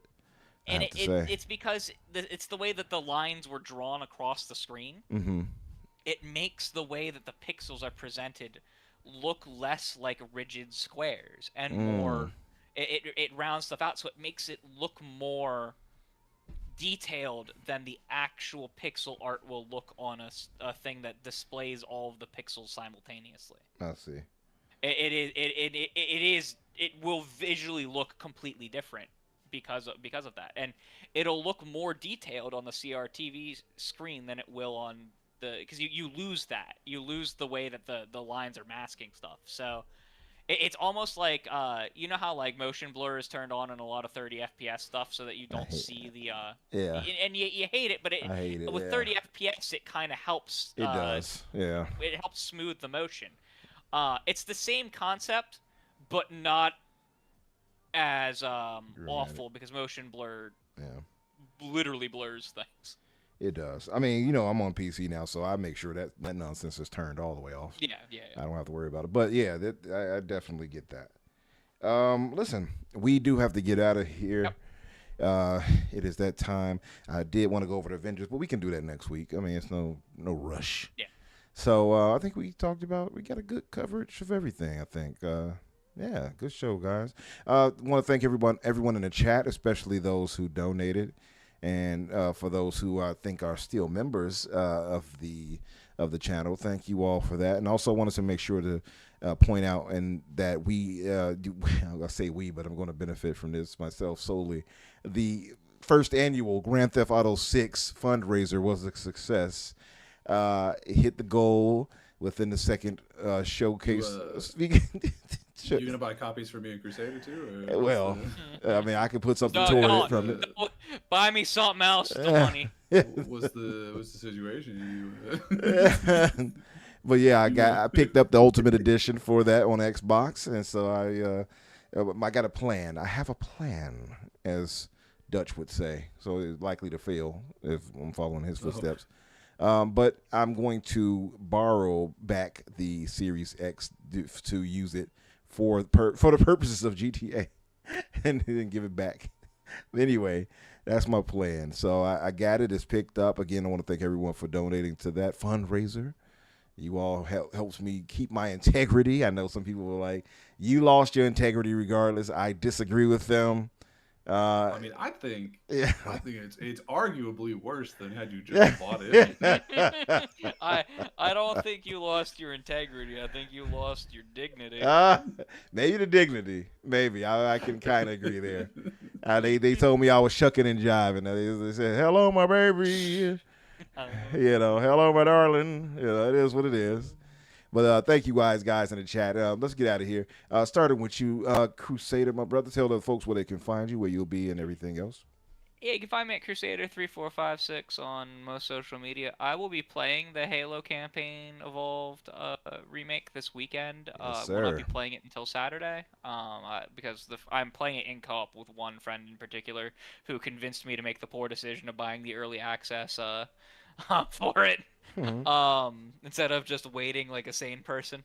Other than that, I will be covering my adventures with the Xbox ROG Ally X, as I am very much enjoying this thing. Nice. I've been setting up weird shit on it the whole show. Nice. Yeah, man, I'm glad you've upgraded.